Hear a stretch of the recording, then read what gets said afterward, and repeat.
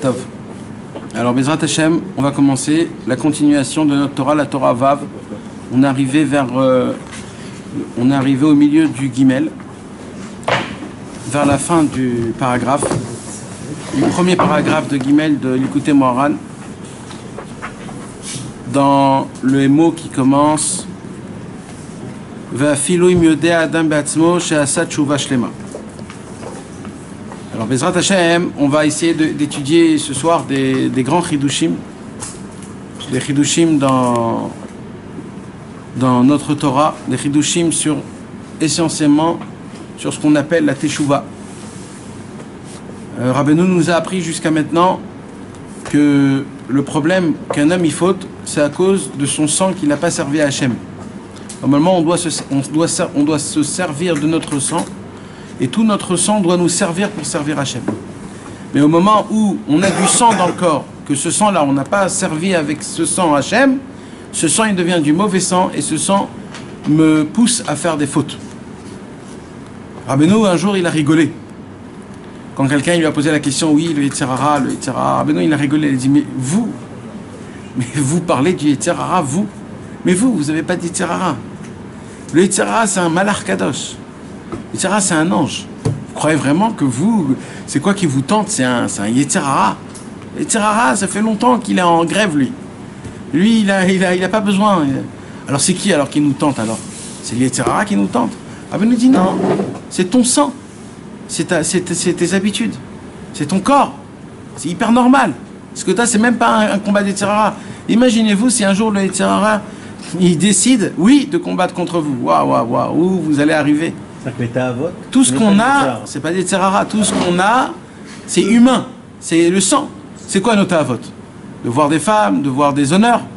Même un goy, il a les mêmes choses. Alors, où est la différence? Il n'y a pas de différence. C'est ton sang, c'est la même chose, c'est la même chose. C'est même pas Yetzer Hara, toi. Rabbeinu, il dit, c'est pour cela. D'où viennent les ta'avot? Du sang où tu n'as pas servi à Hachem. On a dans le corps une quantité de sang. D'accord? Sur 100% de quantité de sang qu'on a dans notre corps, on doit utiliser les 100% de sang qu'on a pour servir Hachem.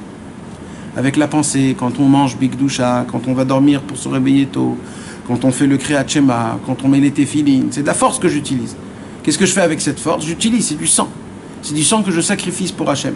Il y a une prière du Chida à la fin à chaque fois qu'un homme il fait un jeûne, le Chida il a écrit une prière à la fin du jeûne. Et c'est quoi cette prière-là? C'est une prière, une toute petite prière après l'Amida, avant l'Amida. Et là-bas, qu'est-ce qu'on dit? On dit tout le sang que j'ai utilisé ce jour-là, prends-le comme un sacrifice. Ça veut dire quoi? Ça veut dire que j'ai sacrifié mon sang. Pourquoi j'ai sacrifié mon sang? Parce que j'ai pas mangé. Donc là, le sang, il est épais, j'ai pas bu, j'ai pas mangé, donc chaque chose que je faisais, c'était plus dur, donc j'ai sacrifié de mon sang. Ça s'appelle de prendre son sang dans la Avodat Hashem. C'est de servir Hashem Yitbarach avec ce qu'il nous a donné, qui nous donne, qui nous maintient en vie. Maintenant, quand un homme, il a dans son corps de la force, quand un homme, il a du sang, quand un homme, il a des choses où il ne se sert pas avec ça dans la Avodat Hashem, c'est un problème. Où on apprend ça? On apprend ça aussi dans l'histoire, dans la Gemara Baba Mitzia, la Gemara avec Rabbi Yochanan et Resh Lakish. Vous vous rappelez de l'histoire de Rabbi Yochanan et Resh Lakish? Rabbi Yochanan, il marchait dans une vallée, et Resh Lakish, qui était un bandit, il était sur la vallée, sur une montagne. Et quand il a vu la beauté de Rabbi Yochanan, il ne croyait pas que c'était un homme, il croyait que c'était une femme, tellement qu'il était beau. Il a sauté de tout en haut de la montagne sur elle. Et dès qu'il a atterri sur elle, il voit que c'est Rabbi Yochanan. Et là, il lui dit, c'est quoi cette beauté? Cette beauté, elle est pour la Vera. Resh Lakish, il dit, alors Rabbi Yochanan, il dit à Resh Lakish, et c'est quoi cette force? Tu as sauté d'une montagne pour aller me voir. Parce que tu as cru, il a dit, oulala, si tu utilises cette force dans la Torah, quel grand tu deviendras. Et comme ça, Resh Lakish a fait Teshuvah. Et il lui a donné sa sœur. Et Resh Lakish est devenu le Chavruta de Rabbi Yochanan. Et à chaque fois qu'on voit dans la Gemara Rabbi Yochanan et Resh Lakish, toujours ils sont ensemble. Et quand Resh Lakish il est parti de ce monde, Rabbi Yochanan est devenu fou. Tellement qu'il ne pouvait pas supporter de vivre sans Resh Lakish. Imaginez-vous, quand un homme il utilise sa force dans la Torah, alors on a beaucoup de force. Rabbeinu il a écrit un chant. au début du Likutei Moharan. Au début du Likutei Moharan, il y a un chant qui s'appelle le Shir Naïm, le chant agréable. Et dans ce chant, Rabbi Nachman a évoqué la présence d'un éléphant à côté d'une souris, ou alors un tarnégol, un coq, une coque. Pourquoi? Parce que l'éléphant, il a très très peur du coq ou alors de la souris. Pourquoi? Parce qu'il croit que la souris, elle pourra monter dans sa trompe et lui avaler son cerveau. Et il a peur du coq, pourquoi? Parce qu'il a peur qu'elle vole, la poule, elle vole, et elle lui crève les yeux. Et elle se tient sur ses oreilles, et elle peut le tuer comme ça. Alors quand un éléphant qui fait 5 tonnes, que quand il marche, il peut écraser des gens sans même pas se rendre compte. Il peut déraciner des troncs d'arbres énormes. Il peut marcher sur des voitures et les aplatir totalement sans que ça lui fasse mal, rien du tout. Et lui, il a peur de quoi? D'une souris. Qu'une souris, un homme, il peut marcher sur la souris, l'éclater complètement. Alors comment c'est possible un truc pareil? Il dit, sachez, il dit Rabbi Nachman, nous, on ressemble à ça. On est des éléphants et on a peur du Yetzer Hara, on a peur des femmes, on a peur des honneurs, on a peur du vol, on a peur du Yetzer Hara, on parle comme si que, oh là là, c'est très grave, j'ai très peur. Mais vous connaissez pas vos forces, il disait Rabbeinu. Vous connaissez pas combien vous êtes forts.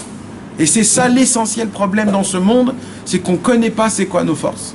On est fort, on peut même pas s'imaginer combien on est fort. Et je parle de quoi? De quelle force je parle? Je parle de la force du cœur, la Gvura chez Balev, le héroïsme qu'on a en nous sans le savoir. Il faut que vous compreniez, mes amis, on a dans notre sang des gènes qui appartiennent uniquement à Abraham, Yitzhak et Yaakov. Que vous le vouliez ou pas, on a des ancêtres, que c'est eux qui ont dévoilé Hachem dans le monde. C'est eux qui ont sacrifié leurs enfants. C'est eux qui sont allés à droite, à gauche, ils ont marché des kilomètres pour arriver en Eretz Israël. Ils ont servi Hachem, ils étaient en Égypte, et ainsi de suite, et ainsi de suite. Et c'est des choses qu'on ne peut même pas s'imaginer. Et nous, on croit que c'est des choses qui sont loin. Ouais, mais c'était à l'époque. C'était des tzadikim, etc., etc. Mais ce que nous, on ne sait pas, et ce qu'on ne comprend pas, c'est que 3 fois par jour, on dit Elohé Avram, Elohé Yitzhak, Elohé Yaakov, Elohé Avotenu, le Dieu de nos parents à nous. On a ce sang qui coule dans leurs veines à eux, il continue à couler encore aujourd'hui. Aujourd'hui, il y a encore la puissance d'Abraham, il y a encore la puissance d'Yitzhak, et il y a encore la puissance de Yaakov. Et il est où? Il est dans chacun de nous tous. Mais le plus beau de tout ça, c'est que c'est pas que Abraham, Yitzhak et Yaakov. C'est Moshe, c'est Aaron, c'est Yosef, c'est David, c'est Shlomo Ameler. C'est tous les tzadikim, parce que nous, on vient à la fin. Nous, on est une seule tous famille. On descend tous du même arbre. Donc on l'a en nous, personne ne peut dire qu'on l'a pas. Donc aujourd'hui, quand nous on combat contre les Yetzer Hara, normalement on doit avoir plus de force qu'à l'époque. Alors les gens, qu'est-ce qu'ils disent? Ils disent Dorot Khalashim. Ils disent que les générations, ils sont faibles. Alors on peut pas, c'est dur pour nous. Il faut qu'on mange le matin bien avant de prier Shacharit. On peut se lever très tard, prier, et on peut dormir dans un bon lit moelleux et passer toute une nuit sans rien. Pourquoi? Parce qu'on est une génération qui est faible. Juste, c'est exactement à l'envers. On est une génération que la puissance qu'on a aujourd'hui, elle n'existait pas à l'époque de Moshe et Aaron. Mes amis, si vous amenez une heure, des gens de Moshe et Aaron, des gens de David Ameller, des gens de cette époque-là, vous les emmenez ici aujourd'hui, 1 heure qui tourne. Là, aujourd'hui, à Ranana, à Tel Aviv, ou alors je ne sais pas où, laissez-les devant l'Internet, laissez-les, ils vont tomber. Ils vont s'écrabouiller complètement. Ils peuvent pas tenir. Et nous, Baruch Hashem, on arrive à tenir. Alors, nous aussi, on tombe. Mais il y a des moments où on ne tombe pas, parce qu'on croit, parce qu'on sait, parce qu'on avance. Et tout ça, comment? Parce qu'Hachem, il savait que les dernières générations, ça va être les générations les plus difficiles. Le Yetzer Hara, aujourd'hui, il s'en fout de tout ce que nous on croit. Le Yetzer Hara, il a un seul but, c'est quoi? C'est de t'enlever la Emouna. De t'enlever la Emouna qu'Hachem, il est à côté de toi, qu'Hachem, il t'apprécie, qu'Hachem, il te désire, qu'Hachem, il te regarde comme son idole. Akadosh Baruch Hu, il est là et il est émerveillé sur chaque chose que tu fais. Même les choses mal que tu fais, ils sont bien. D'où on apprend ça? Im yelet shashuim, zachor eskerenubo. Comment il nous juge, Akadosh Baruch Hu? Il nous juge comme un enfant de l'âge de 3 ans. Un enfant de l'âge de 3 ans, quand il se salit sur lui, il se met du chocolat et du Nutella partout, et il trempe ses mains dans les pâtes avec la sauce tomate, et il se salit partout, il est tout sale, tout sale. Qu'est-ce qu'elle regarde, sa mère? Elle regarde, dit, ah, comment il est mignon, regarde comment il est mignon. Elle lui fait des photos, elle met des trucs, mais oh, il est tout sale, il trempe dans les salades, dans quoi tu tapes? Non, il est beau. Pourquoi? Parce que c'est un petit bébé. Un petit bébé, tout ce qu'il fait, c'est beau. Comment Akadosh Baruch Hu, il nous regarde de cette manière. Même quand on faute, Akadosh Baruch Hu dit, qu'est-ce que t'es beau, regarde comment t'es beau. Et il regarde comment un goy, il faute, il dit, regarde le goy, comment c'est pas pareil. Regarde comment c'est pas pareil. Lui, quand il faute, il s'y trempe jusqu'à les dents. Mon fils, quand il tombe, tout de suite après, il se remet, il dit, pardon Hachem, oh là là, je suis pas bien, je vais faire les slichot. Et il va aux slichot. Et ça, c'est un juif, ça, c'est un homme qui sait pourquoi on a ça, d'où on a cette force. D'où on a cette force. Parce qu'on a dans les gènes Avraham, Yitzhak et Yaakov, on a en nous des forces, mes amis. Le problème, il dit Rabbeinu, c'est que le seul problème unique, c'est quoi? L'oyodim mikochenu. On ne connaît pas nos forces. C'est ça, il dit Rabbeinu, c'est ça. Si on aurait vu, c'est quoi nos forces, il n'y aura plus de libre arbitre, il dit Rabbi Nachman. Et comme le but de ce monde-ci, c'est de servir Hachem dans le libre arbitre, alors Dieu nous a enlevé la connaissance de c'est quoi nos forces. Combien de juifs à l'époque de l'Inquisition en Espagne, au Portugal, et tous les pogroms qu'il y a eu dans l'Europe de l'Est, les juifs qui ont été tués, torturés, mes amis, torturés, vous savez ce que c'est?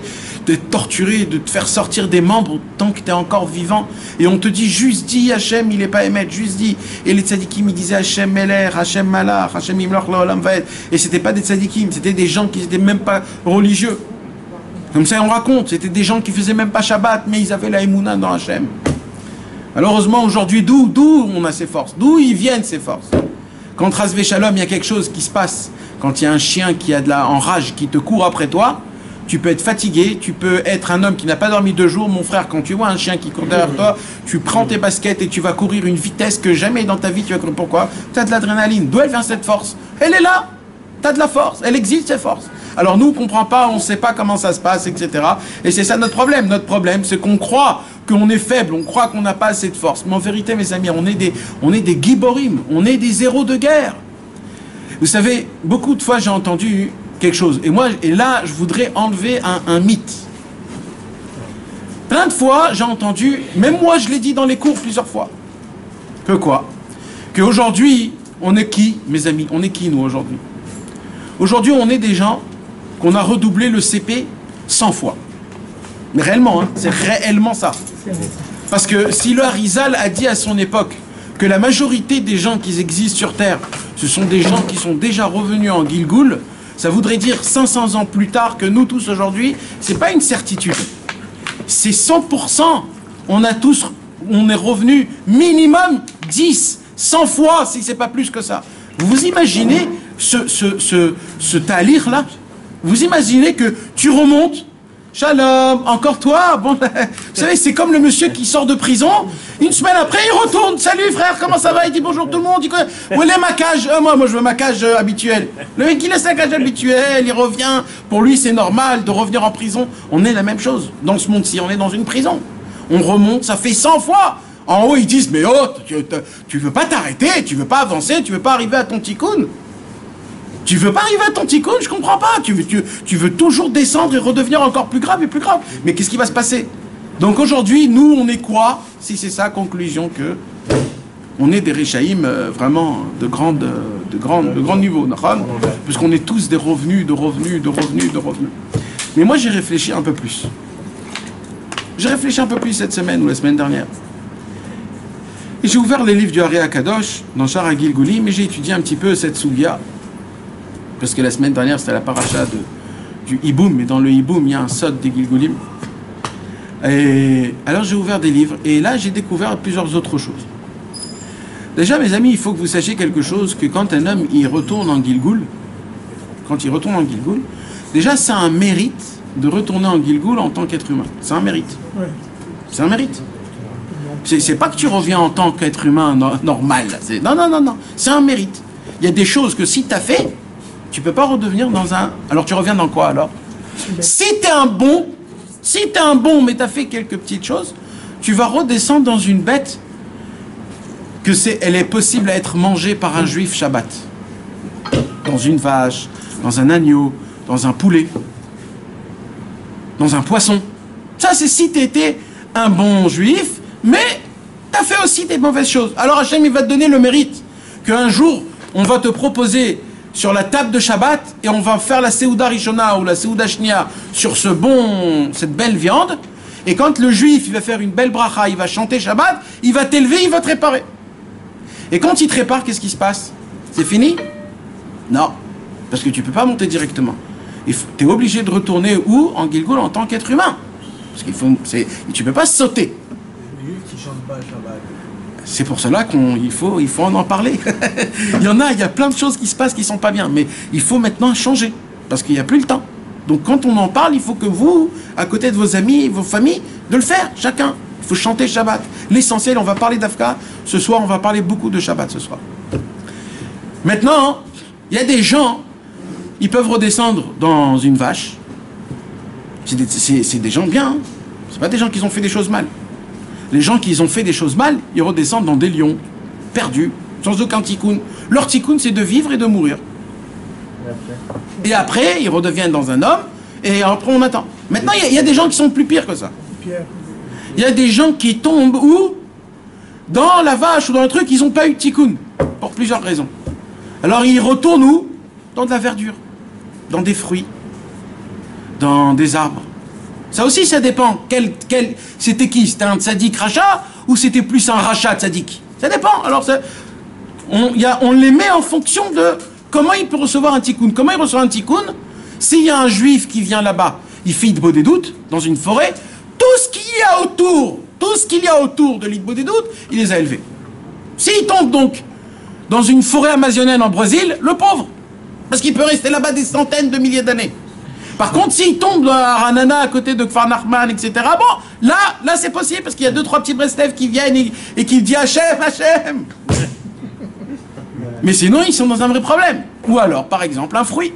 Ou alors Birkata Ilanot. Birkata Ilanot, c'est une bracha, tous les mois de Nissan, que quand on fait, il y a écrit, ça élève toutes les âmes qui sont attachées aux petites plantes qu'il y a sur le... Et ainsi de suite, comme ça. Et si Chas Veshalom, il n'y a pas eu de tikkun, alors qu'est-ce qui se passe? Eh bien, on retombe où? Dans de la pierre, dans de l'eau, dans du minéral. Dans tout Et le minéral, mes amis, c'est un vrai problème. Parce que le minéral, pour réparer le minéral, c'est vraiment, vraiment beaucoup de temps. Et vous savez, le pire, c'est quoi? C'est que quand on retourne en Gilgoul, dans des animaux, dans du végétal et dans le minéral, le pire, c'est quoi? C'est que dans la tête, tu sais qui tu es. Tu sais que tu es maintenant en mode pierre. Et tu souffres comme ça. Et il dit le Harizal, quand tu tiens devant le soleil, tu sens la chaleur du soleil. Quand tu es dans l'eau, tu sens la froideur. Le soir, quand il y a une fourmi, quand on fait pipi sur toi, tu sens tout ça. Et pareil, les animaux, ils savent qui ils sont. Ils savent. C'est pour cela que les animaux, ils ont des réactions que des fois tu ne comprends pas. Parce qu'ils savent, ils ont un tarlit, ils connaissent. Et pareil pour la végétation. C'est pour cela que le Ben Ishra, il était makpid beaucoup de manger tous les fruits des arbres. Il les mangeait l'Irvot Shabbat. Il ne mangeait pas la semaine. Pourquoi? Parce qu'il disait, il y a plein de neshamot là-bas. Plein de neshamot.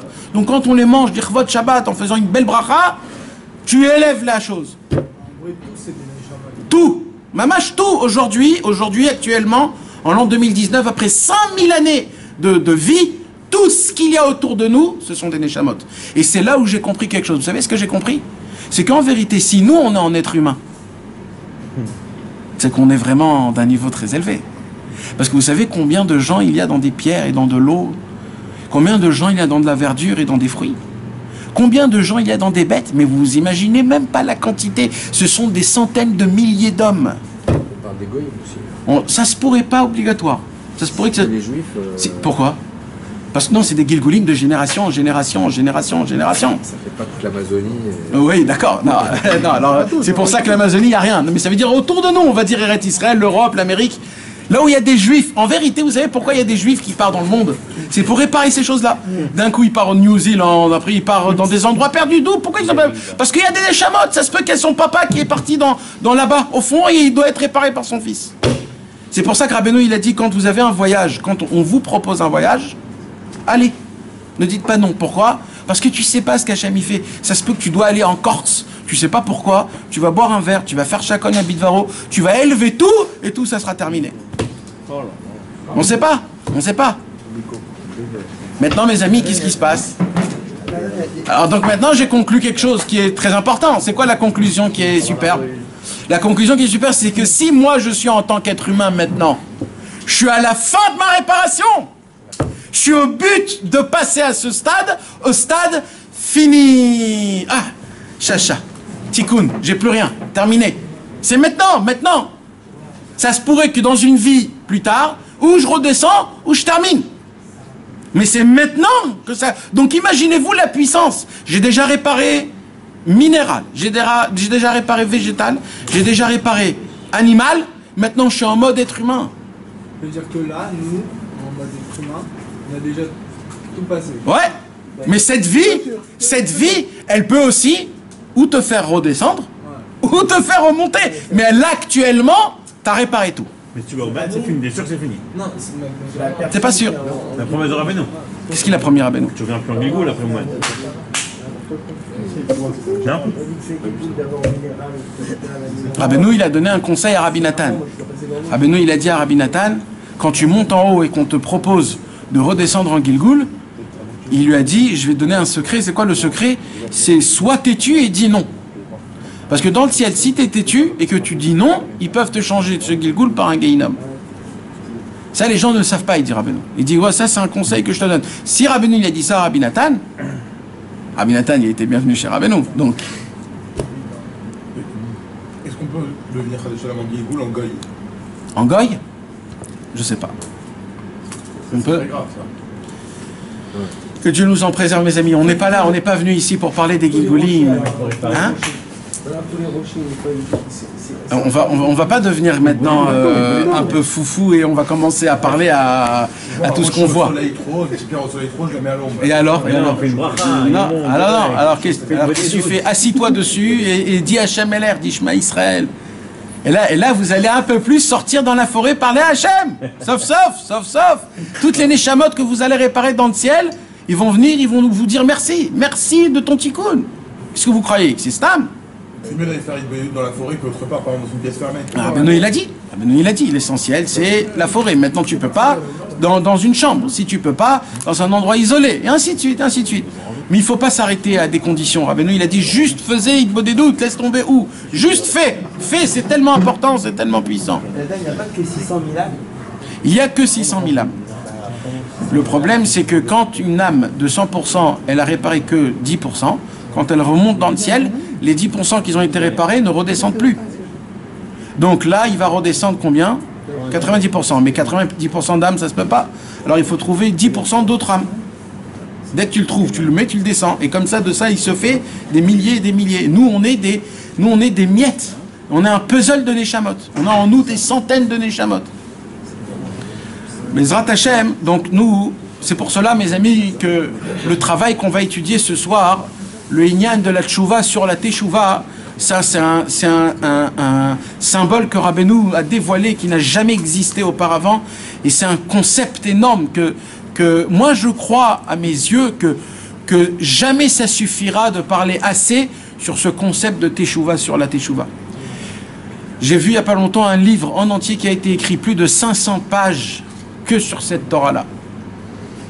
J'ai ouvert sur ce qu'on a étudié ici pour voir qu'est-ce qu'il dit, qu'est-ce qu'il parle. Je peux vous dire, c'est fou jusqu'à où on peut aller et que nous, on est vraiment des aveugles, comme si qu'on étudie le Likutei Moharan, comme si qu'on comprend. Mais c'est fou les questions et il te pose des questions et pourquoi c'est écrit comme ça et pourquoi c'est comme ça et ça c'est la preuve de ça. Jusqu'à où Rabbeinu il a parlé, c'est des choses qu'on peut même pas s'imaginer. Donc le Inyan de la Teshuvah sur la Teshuvah, je voudrais ce soir, Bezrat Hashem, essayer un tout petit peu d'en parler. Rabbeinu nous a parlé que de faire Teshuvah simplement, ça suffit pas pour avoir le mérite du Kvod Eloki. C'est quoi le Kvod Eloki, mes amis? C'est de connaître Hashem. Alors il dit quoi Rabbeinu? Il dit Rabbeinu, le problème c'est que tu n'as pas d'existence. Tant que tu n'as pas d'existence, tu ne peux pas faire teshuva. Fais un tout petit peu teshuva. Avec le petit peu de teshuva que tu fais, tu as un peu d'existence. Et avec cet un peu d'existence, tu peux refaire encore une teshuva meilleure. Et quand tu fais une re-teshuva meilleure, tu as encore un peu plus d'existence. Donc tu existes un peu plus. Avec cette existence, si tu fais teshuva, elle sera bien sûr meilleure que celle de tout à l'heure. Donc tu refais, et ainsi de suite, jusqu'à que tu arrives à avoir 100% d'existence. Ça s'appelle teshuva shlema. Sur la même faute. Alors, on va en parler de ça. C'est l'existence aux yeux de Dieu. Non, même Béhémet. Tout simplement ton existence. On a parlé de ça énormément, on a fait un cours en entier dessus. Et sur un seul pied, ça voudrait dire quoi de pas d'existence? C'est que tu fais des choses et on fait pas attention. On te regarde pas, on rigole pas sur tes blagues. Les gens ne font pas attention. T'existes pas. On dirait que je suis là. T'existes pas, mon frère. À cause de quoi? À cause des fautes. Et c'est pour ça qu'on ne trouve pas le zivouk, c'est pour ça qu'on n'arrive pas à trouver de Parnassa, c'est pour ça qu'on n'arrive pas à trouver ma place, mon emplacement. Pourquoi? Parce que tu n'existes pas où tu veux être. Rabbeinu, il dit c'est à cause des fautes. Les fautes, ils font en sorte qu'ils t'éteignent. C'est comme ça. Pour revenir, pour exister, il faut faire quoi? Il faut vouloir faire teshuva. C'est tout. Pas faire teshuva. Rien que vouloir. Dès que tu veux faire teshuva, il y a le nom de Eheye Asher Eheye qui éclaircit sur toi. Et le nom de Eheye Asher Eheye, c'est quoi? C'est la nouvelle existence de Dieu quand Dieu il s'est découvert quand on est sorti d'Égypte. On a voulu faire teshuva, Dieu il a dit alors je vais vous dévoiler mon nom. C'est quoi mon nom? Eheye. C'est quoi Eheye? Ça veut dire je serai tout. Ça veut dire quoi? Il dit Ani Nikra les filles Maasai. Hachem il dit moi j'ai pas de nom. Tu me poses la question. Moshe il lui a dit c'est quoi ton nom? Akadosh Baruch Hu il lui a dit j'ai pas de nom. Pourquoi j'ai pas de nom? Il dit parce que je m'appelle en fonction de ce que je fais. Quand je combats un combat, je m'appelle Tsevot.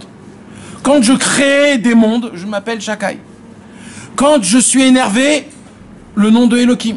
Quand la pitié et la miséricorde, le nom de Yud-Keh Vav-Keh. Donc, je peux pas te dire un nom. Puisque Alors, t'es quoi, Hachem? Il lui dit Moshe. Et Yeh Asher Eheye. Ça veut dire quoi? Je suis tout. Donc, ce qui va se passer, c'est moi. Ça veut dire quoi? Ça veut dire, quoi que vous faites, je reste votre Dieu. Ça, c'est l'espoir le plus grand au monde. Quoi que vous faites, je suis ton Dieu. Et Yeh Asher Eheye. C'est pour ça que c'est ce nom-là qui éclaircit quand, au moment où un homme, ça lui monte dans sa tête de vouloir faire teshuva, pam, Eheye Asher Eheye. Et là, tu commences à exister, et là, tu fais teshuva.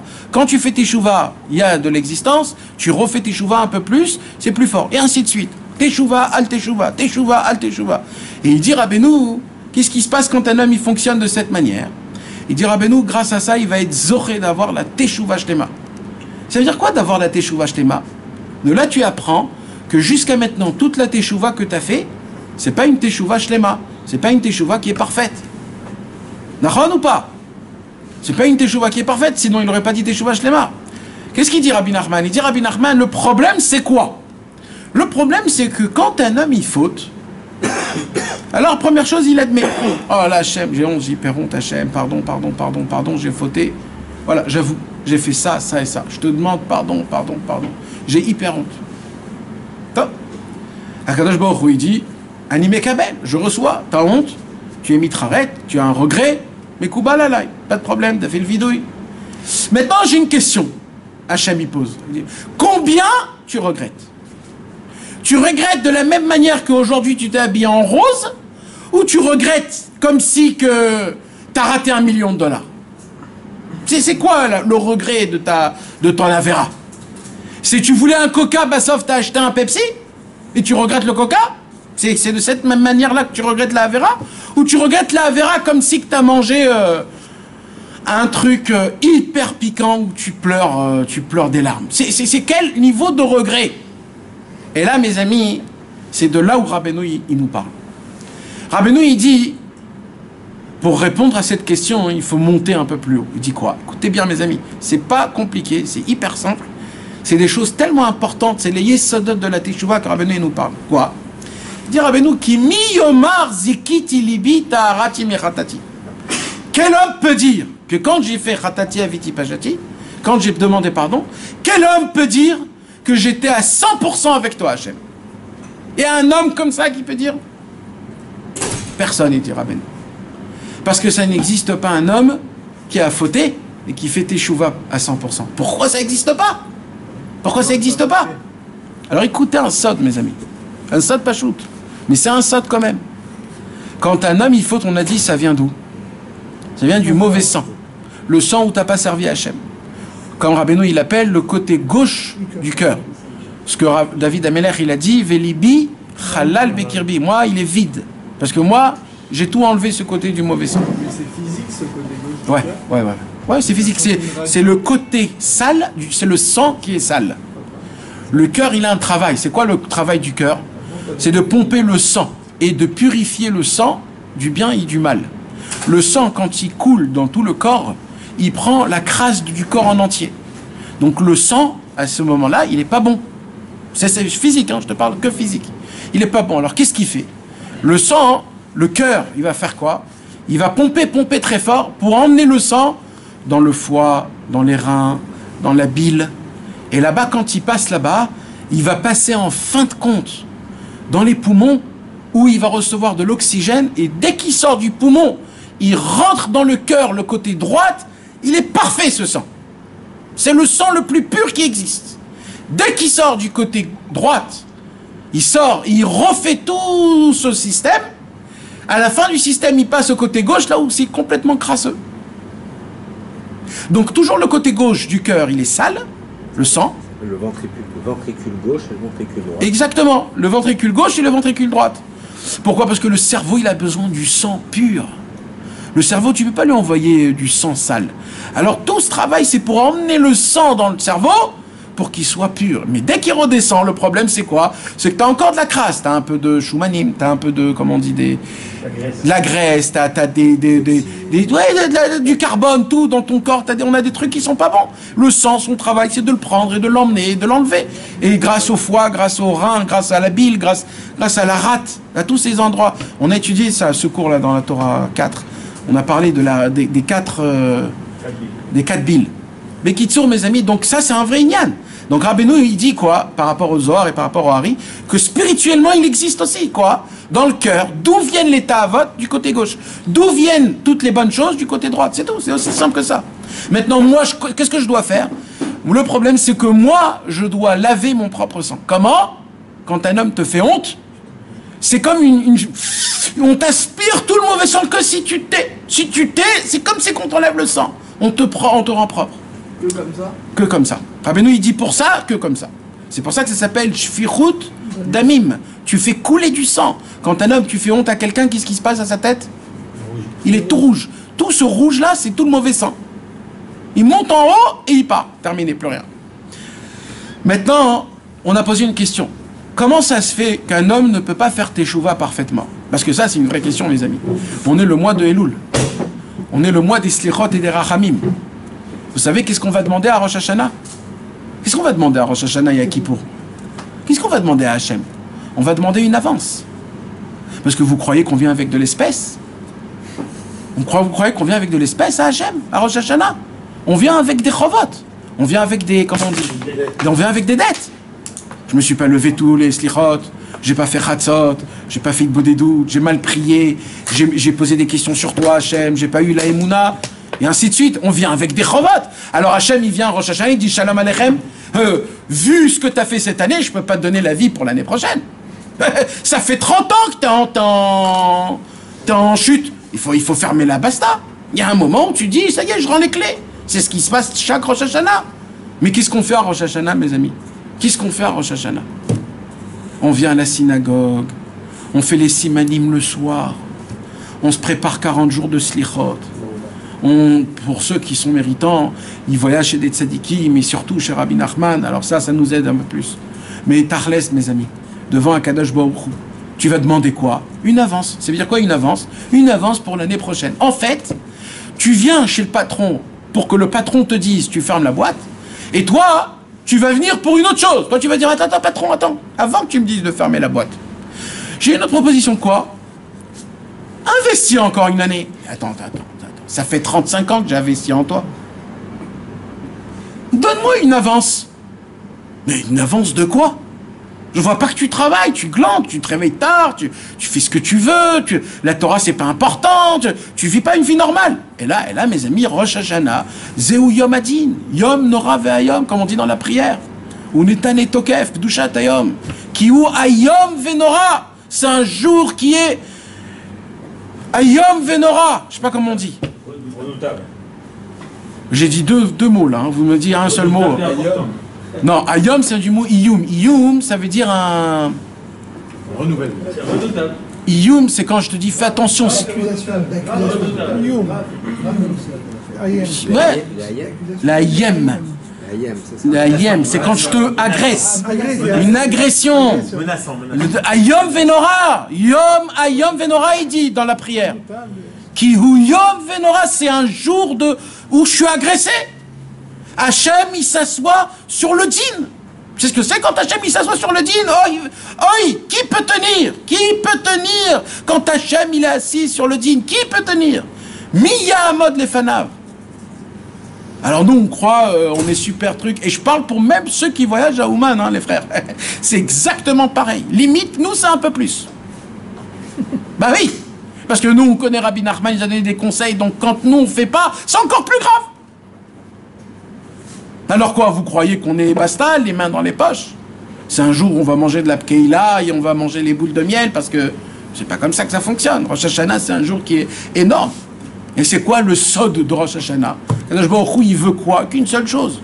Le jour de Rosh Hashanah, il n'y a qu'une seule chose. Qu'est-ce qui se passe à Rosh Hashanah? Plein de gens, ils vont vous dire, t'es jugé, t'es pas jugé. Tout ça, c'est vrai, mais c'est pas ça Rosh Hashanah. C'est quoi Rosh Hashanah alors? C'est quoi la fête de Rosh Hashanah? Shavuot, je sais ce que c'est. C'est quoi Shavuot? Je reçois la Torah. Sukkot, je sais ce que c'est Sukkot. Quoi? On mange dans la soukha pour les Anané à Kavod et on fait bouger les 4 espèces pour amener une belle récolte l'année. Qu'est-ce qui se passe à Pessar? Pessar, c'est les matzot. Pessar, c'est de ne pas avoir aucun chametz. Ok, Rosh Hashanah, c'est quoi? Yom Kippour, c'est le jour du pardon. Alors, c'est quoi Rosh Hashanah? C'est le couronnement. Rosh Hashanah, c'est le jour le plus important de toute l'année. Toute l'année. Pourquoi Dieu il nous a emmenés dans ce monde? Pour qu'on le reconnaisse. Pas juste qu'on le reconnaisse, qu'on le couronne et qu'on le glorifie. Qu'on dit Hachem. Les docteurs m'ont dit comme ça. Ma famille m'ont dit la même chose. Mes copains m'ont dit la même chose. Mais avec tout ça, je suis ma'amine que dans toi, Hachem Yitbarach.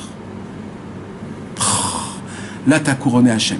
Tu as mis ce monde sur une place et tu as mis Dieu dans l'autre. Et tu as dit Hachem, tout ce qu'ils vont me dire, tous autour, moi je suis ma'amine que dans toi. Le monde, il dit, on ne peut pas travailler aujourd'hui 2-3 heures.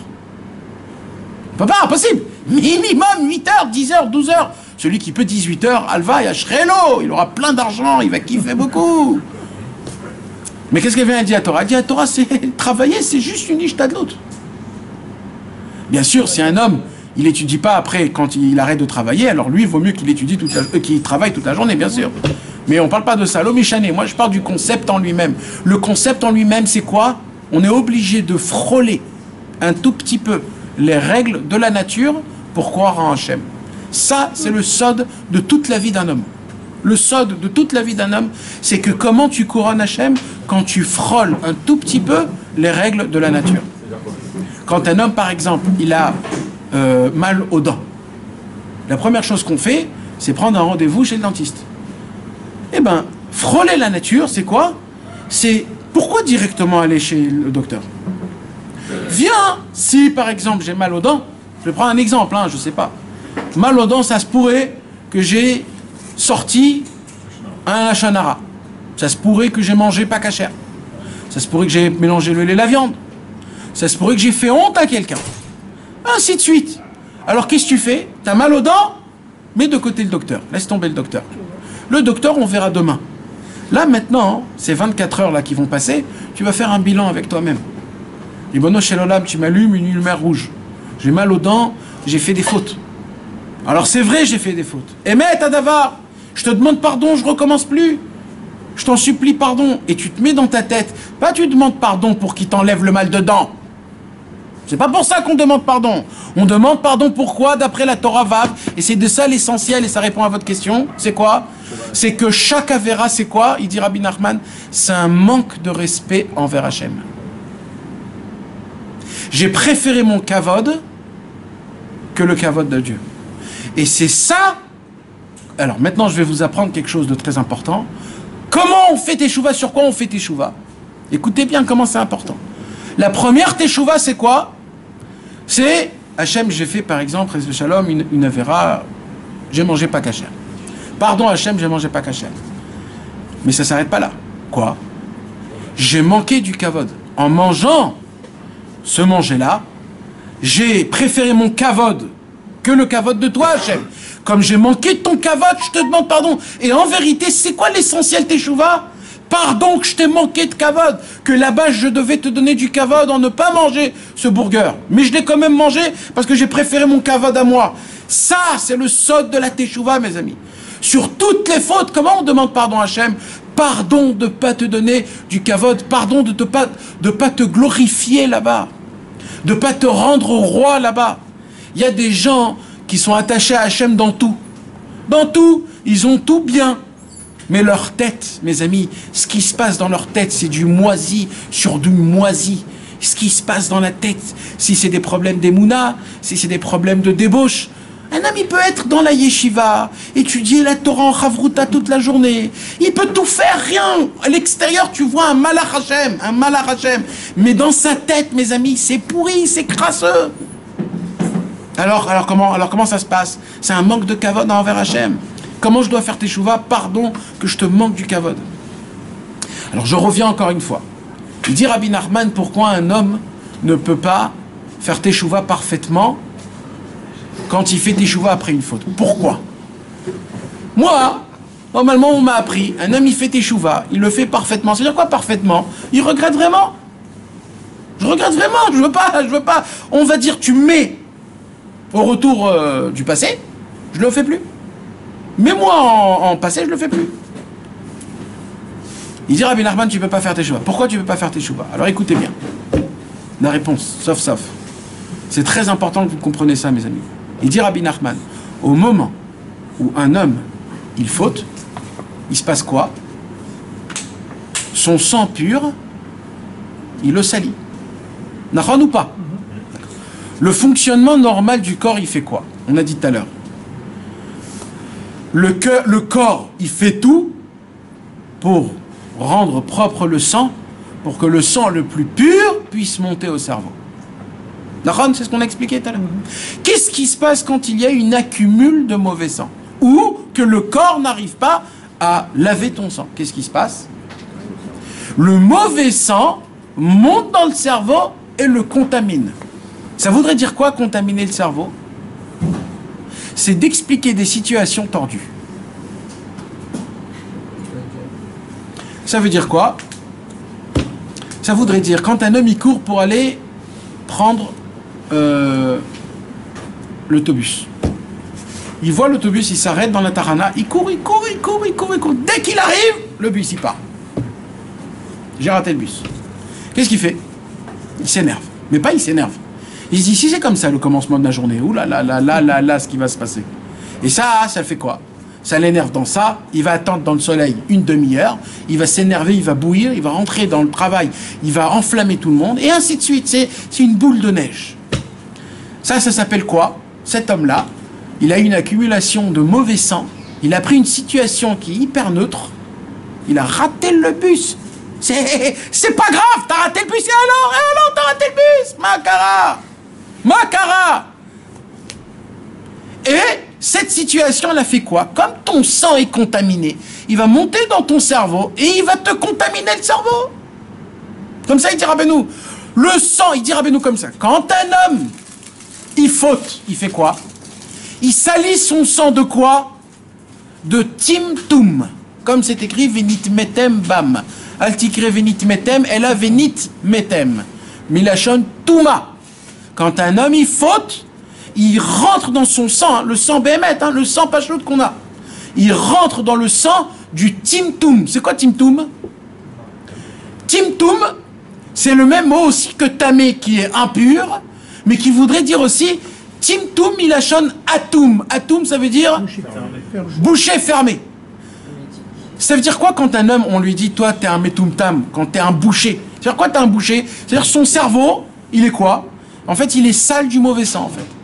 Il dit Rabbeinu, quand un homme, il faute, il fait quoi? Il rentre un disque dur dans son cerveau qui a un virus dedans.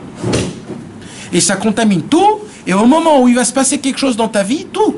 C'est comme il y a des gens qui viennent et qui disent « Ouais, ma vie, elle est naze, je suis divorcé, j'arrive pas à me marier, j'ai tant d'enfants, j'ai pas de parnassa. » En fait, qu'est-ce qu'il est en train de faire? Son cerveau est en train d'expliquer que les mauvaises choses qu'il a. Et il prend que les mauvaises choses et il additionne. C'est comme un homme qui fait une statistique où chez les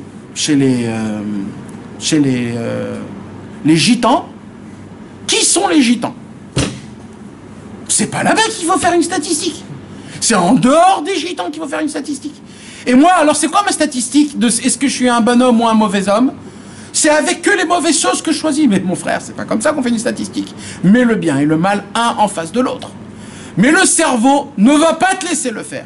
Parce que le cerveau, il est contaminé, il est sale. À cause de quoi? À cause de tes fautes. Et écoutez comment ça va encore plus loin. Et il dit comme ça, Rabbeinu, ça va encore plus loin. C'est un sod qui est exceptionnel. Jusqu'à maintenant, vous avez compris. Donc ça voudrait dire quoi? Que tout ce que tu étudies, contaminé.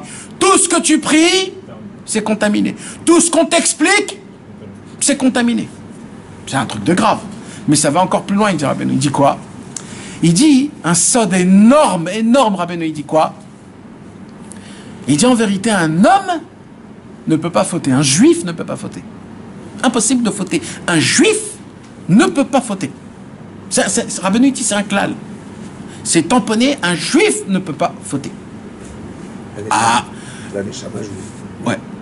Ah, tu vois plein d'hommes qui fautent.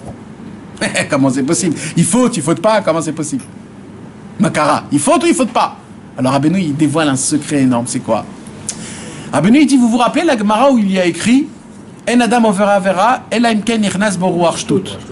Un homme ne peut pas fauter tant qu'un vent de folie n'est pas rentré en lui, un homme ne peut pas fauter. Donc on voudrait dire, la Gemara voudrait dire qu'en fait, c'est quoi qui fait fauter l'homme? C'est un vent de folie. Rabbeinu, il dit, je vais vous expliquer c'est quoi cette Gemara. Il dit quoi? Il dit comme ça, avant de fauter, sans que tu le saches, hein, c'est un truc qui se passe dans ta tête sans que tu le saches. Par exemple, tu as mangé de la viande, un bon plat enrichissant. Tu as mangé un bon plat, tu es bien comme il faut. Petite demi-heure après, tu es encore à la terrasse, le soleil, tout comme il faut, et d'un coup, quelqu'un te met un Kinder Bueno en face. Toi, tu vois le Kinder Bueno, tu te dis, waouh, c'est ma mâche, le goût que j'ai besoin maintenant. Là, tu dis, oh là là, tu t'imagines le truc, etc. Tout, ma mâche. Et là, tu dis, mais je peux pas, je viens de manger de la viande. Je peux pas. Alors maintenant, qu'est-ce qui se passe? Le Yetzer Hara, il travaille, il pétrit, ça s'appelle pétrir.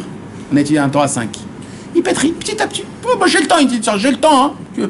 Moi, pendant petit à petit, je vais te faire montrer comment le Kinder Bueno, c'est ton Mashiach. C'est-à-dire, toute ta vie va dépendre du Kinder Bueno. Tu vas voir maintenant. Attends 6 heures. Ouais, il n'a pas le temps. Lui, toute sa vie, il va se dire, si je vais manger ça, je vais être Messimcha, le goût, le truc. Oh là là, comment c'est bon. Tout va changer d'un coup, il voit la lumière, il voit. Maintenant, tout ça, c'est quoi? C'est de l'imagination. Rabbeinu, il a dit, aujourd'hui, le Yetzer Hara, il s'appelle comment? Dimion. Imagination. C'est que de l'imagination. Il dit, Rabbi Nachman, si Chas Veshalom, cet homme, va manger le Kinder Bueno, il dit, Rabbi Nachman, moi, de base, je dis qu'il ne peut pas manger le Kinder Bueno. Il ne peut pas manger. S'il le mange, qu'est-ce qui s'est passé alors? Il dit, Rabbi Nachman, un sod énorme, quoi? Dans sa tête, sans qu'il veuille, qu'est-ce qu'il a fait? Il a diminué Hachem plus bas que lui, et dès qu'il s'est mis plus haut que Dieu, ben vadaï que je peux manger le Kinder Bueno. Et il mange le Kinder Bueno. Il dit, Rabbeinu, quand tu fais tes chouvas devant quel Dieu? Le Dieu que t'as rapetissé. Et un Dieu que t'as rapetissé, si tu fais une teshuva, il va dire, oh, c'est quoi cette teshuva de naze? Je ne la reçois pas cette teshuva. Ça, c'est le sod qu'on ne peut pas faire teshuva parfaitement. C'est le sod où Rabbeinu il dit, c'est pour cela qu'on devra faire teshuva sur teshuva. C'est le sod où Rabbeinu il n'arrête pas de répéter, mi yomar zikiti libi tarati michatati. Quand un homme il faute, mes amis, essayez de regarder chacun avec vous tous, vous allez voir que c'est comme ça que ça fonctionne. Quand tu es mes zelzel dans le Birkat Amazon, tu te dis quoi? Quand tu dis, bon, je vais faire Birkat Amazon dans le chemin, quand je vais partir, et en fin de compte, ça se passe pas. Qu'est-ce que tu t'es dit dans ta tête? T'as rapetissé Hachem, rapetissé. Ouais, ça va, c'est pas trop grave. Ah, je vais le faire dans le chemin, c'est pas que je vais pas le faire. Et en plus, je sais même pas si j'ai mangé kazaïd, et je sais même pas si c'est Metztaref. Et tu commences à faire des imbécilités. C'est qu'est-ce que t'es en train de faire? Tu rapetisses Dieu. Tu rapetisses Dieu. Dieu, il est tout petit, hein. Dieu, c'est juste une petite halakha du Shulchan Aruch, tout petit. Et au moment où t'as rendu Dieu tout petit, ben, si c'est comme ça, je fais la faute tout de suite. Et le mec, il fait la faute tout de suite. Le problème, c'est que Dieu, il regrandit pas tout de suite après. Dieu, il reste tout petit. C'est quoi tout petit, mes amis? C'est quoi la différence entre grand et petit? C'est une question, hein, je pose. Un, c'est contracté. Un, c'est spacieux. C'est quoi un Dieu petit? C'est qu'il a des manières, il y a des conditions, il y a des mesures, il y a des façons. Pour faire tes chouvas, il faut que tu pleures, il faut que tu promettes toute ta vie, et il faut que tu lui su. Et c'est pour cela que quand je dis Ratati Aviti Pashti, c'est quoi la première réaction que j'ai dans ma tête? Et c'est quoi cette teshuva? Tu crois vraiment que cette teshuva, Dieu il la reçoit? Bien sûr que non, parce que ton Dieu il est tout petit. Alors c'est quoi alors une vraie teshuva shlema? Et là, mes amis, écoutez, c'est quoi Rabbeinu ce qu'il dit? Quand un homme, il va faire teshuva avec ce petit Dieu-là, il va faire une teshuva qui est pas bonne. C'est une teshuva, c'est une teshuva. Déjà, premièrement, c'est une teshuva, ça fait son effet. Ça, il faut le dire. Tout de suite, teshuva, ça fait son effet. Le problème, c'est quoi? Tout le problème, c'est toi. Pourquoi? Tu crois pas que ta teshuva, elle a été reçue parfaitement aux yeux de Dieu. Pourquoi tu crois pas? Parce que toi-même, tu as rapetissé Hachem. Donc la teshuva vis-à-vis, tu demandes pardon à une personne, que cette personne, elle veut pas recevoir ta teshuva. Donc tu es dans un vrai problème. Alors il dira, ben alors qu'est-ce qu'il faut que tu fasses? Il faut que tu fasses teshuva aujourd'hui et demain. Pourquoi demain aussi? Parce que pendant ce temps-là, tu vas ouvrir un livre. Tu vas lire de la Torah et tu vas comprendre combien Dieu est grand et gentil. Tu vas comprendre combien Dieu est pitié et miséricordieux, que tes fautes, c'est pas ça qui va le bouger. Et là, tu vas te dire, oh là là, comment Hachem est grand. Tout de suite, je fais teshuva. Parce que là, j'ai agrandi Hachem. Si j'ai agrandi Hachem, le niveau de teshuva que je fais, il va être plus reçu. Ça s'appelle teshuva sur la teshuva. Demain, ça s'arrête pas. Parce que demain, je vais encore étudier la Torah. Quand je vais étudier la Torah, je vais m'apercevoir combien Dieu est encore plus grand qu'hier. Et si Dieu est encore plus grand qu'hier, la teshuva que j'ai fait hier, c'était une teshuva vis-à-vis d'un Dieu qui était tout petit. Mais aujourd'hui, que j'ai vu que Hachem, il est bon, il est miséricordieux, il m'adore, et chaque mot, il le reçoit, et il s'en fout si tu demandes pardon 100 fois. Un jour, quelqu'un, il m'a dit, pourquoi je vais faire teshuva si demain, je sais que je vais fauter? Je lui dis, ben demain aussi, fais teshuva. Et je lui dis, ok, mais 100 fois comme ça, Dieu, il va me dire un jour, oh, tu veux pas arrêter? Ça, je lui dis, ça, c'est ton Dieu, ça. Ça, c'est pas le Dieu de la Torah, ça. Dans le Dieu de la Torah, il y a écrit, chaque fois que tu fais tes chouvas, je te reçois. Parce que chaque fois que tu fais tes chouvas, je suis ma mine en toi, que c'est mettre la mito. T'es sincère. Même si toi, tu ne sais pas que t'es sincère, Dieu, il dit, moi, j'ai de la émouna que toi, ce que tu dis, c'est sincère. J'ai la émouna plus que toi sur toi. Toi, tu crois pas dans ta teshuva. Hachem, il dit, moi, je crois dans ta teshuva. Toi, tu crois que tu vas fauter demain? Hachem, il dit, ben, moi, je crois pas que tu vas fauter demain. Le problème, c'est moi qui crois pas. Le problème, c'est que ma teshuva, quand je fais teshuva, elle est complètement naze. En fonction de comment tu fais Hachamnu Baganu, c'est de ce niveau-là qu'il est grand Dieu. Parce que si Béhémet, tu sais combien Dieu il est grand. Tu te dis à Kadosh Baruch Hu, il s'arrête tout, il arrête tout ce qu'il fait. Et il n'a qu'une seule chose qu'il adore, c'est qui? C'est moi. Surtout moi, quand je sors de ce monde-ci, pour me mettre avec toi, Ribono Shel Olam. Et vous savez comment Rabbi Nachman, il appelle cette teshuva? Il dit, Rabbi Nachman, jusqu'un jour où un homme, il va atteindre à Kadosh Baruch Hu d'un niveau que quoi? Que Hachem, il nous aime sans condition, sans bagarre. Akadosh Baruch Hu, il est émerveillé de nous sur chaque mouvement. Akadosh Baruch Hu, il croit en nous. On va atteindre une émouna dans Hachem, que Hachem nous aime, que Hachem, il est avec nous. Que quand je vais faire teshuva, là je vais faire teshuva sans aucun problème du mauvais sang. Et là, je vais être ma mine dans cette teshuva. Et je vais dire, là j'ai fait une teshuva, je peux te dire, je l'ai senti de tout mon corps. Et là, Béhémet, ça s'appelle teshuva shlema. Et il dit, Rabbeinu, et vous croyez que ça s'arrête là? On ne dort pas dans ce monde-ci. Pourquoi? Il dit, Rabbeinu, maintenant il y a des niveaux, on n'est pas obligé de faire des fautes. Il dit maintenant, je vais vous raconter une histoire, d'accord? Imaginez-vous, jusqu'à aujourd'hui, tu crois que Hachem, il est grand combien? Combien il est grand pour nous, Hachem, mes amis? Combien? Ça se mesure, hein? Croyez, hein? Ça se mesure. Parce que nous, notre émouna, elle est complètement naze. Donc notre Dieu à nous, ça se mesure combien il est grand. Il y en a qui est grand. Il est grand 5000 shekels. Exactement. Il y en a qui est grand avec un billet de 500 violet. Pour lui, son Dieu est grand aujourd'hui. Dieu est grand. J'ai eu mes 500 billets. Il y a des gens que pour eux, Dieu, c'est 100 millions.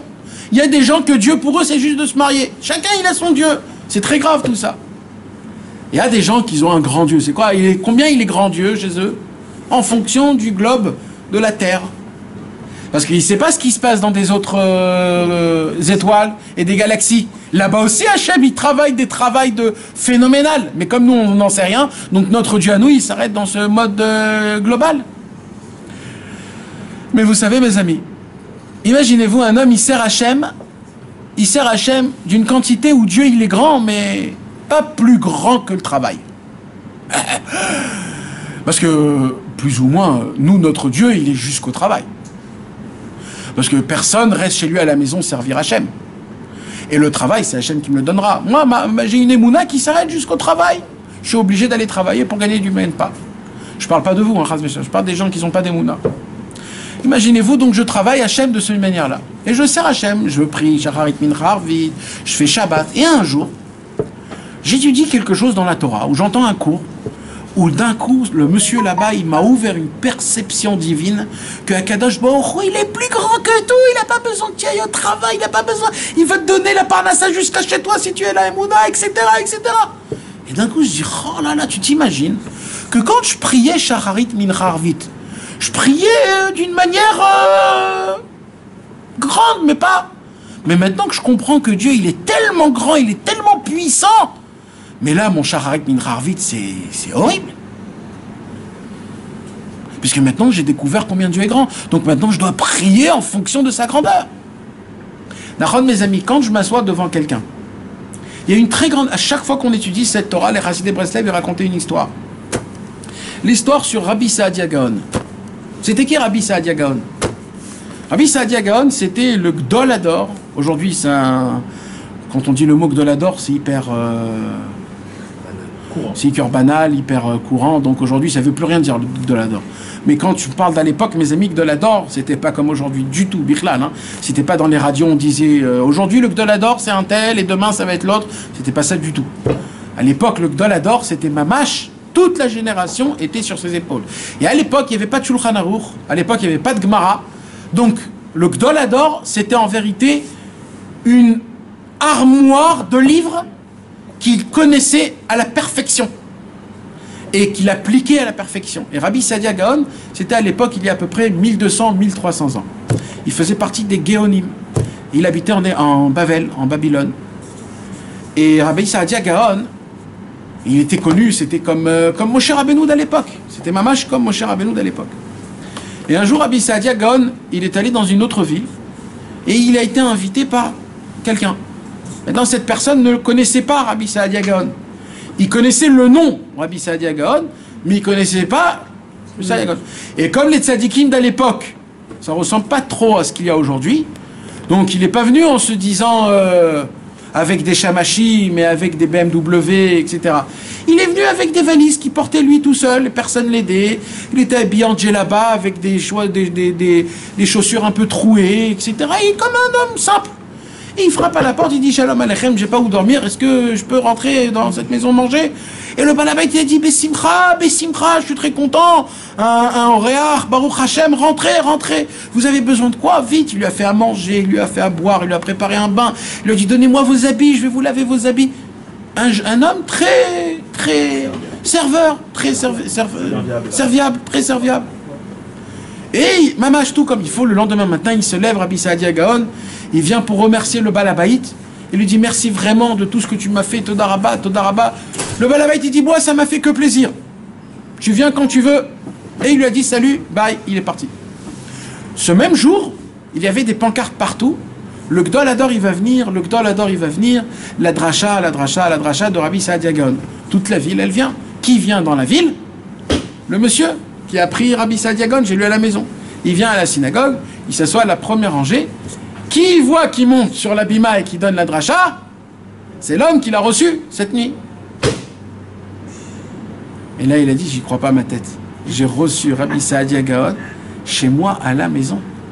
Il a sauté sur ses pieds, il lui a dit, pardon, pardon, pardon, pardon, pardon. Rabbi Saadia Gaon, il a dit, pardon, de quoi? Tu m'as reçu comme un roi. Il a dit, oui, mais si je savais que toi, c'était Rabbi Saadia Gaon, j'aurais fait 100 fois plus que ça. Il y a des gens qui servent Hachem d'une certaine manière, d'un certain niveau. Mais ce niveau, c'est en fonction de comment tu mesures Dieu. Il est combien Dieu à toi? Il est jusqu'à chez toi? Il est jusqu'à ta femme? Il est jusqu'au banquier? Il est jusqu'aux souffrances? Il est jusqu'à où? Il est combien Dieu? Alors on le sert de cette manière. Mais quand on comprend qu'Hachem, c'est lui le roi de tous les rois, là on a honte. Et vous savez ce qui s'est passé, mes amis?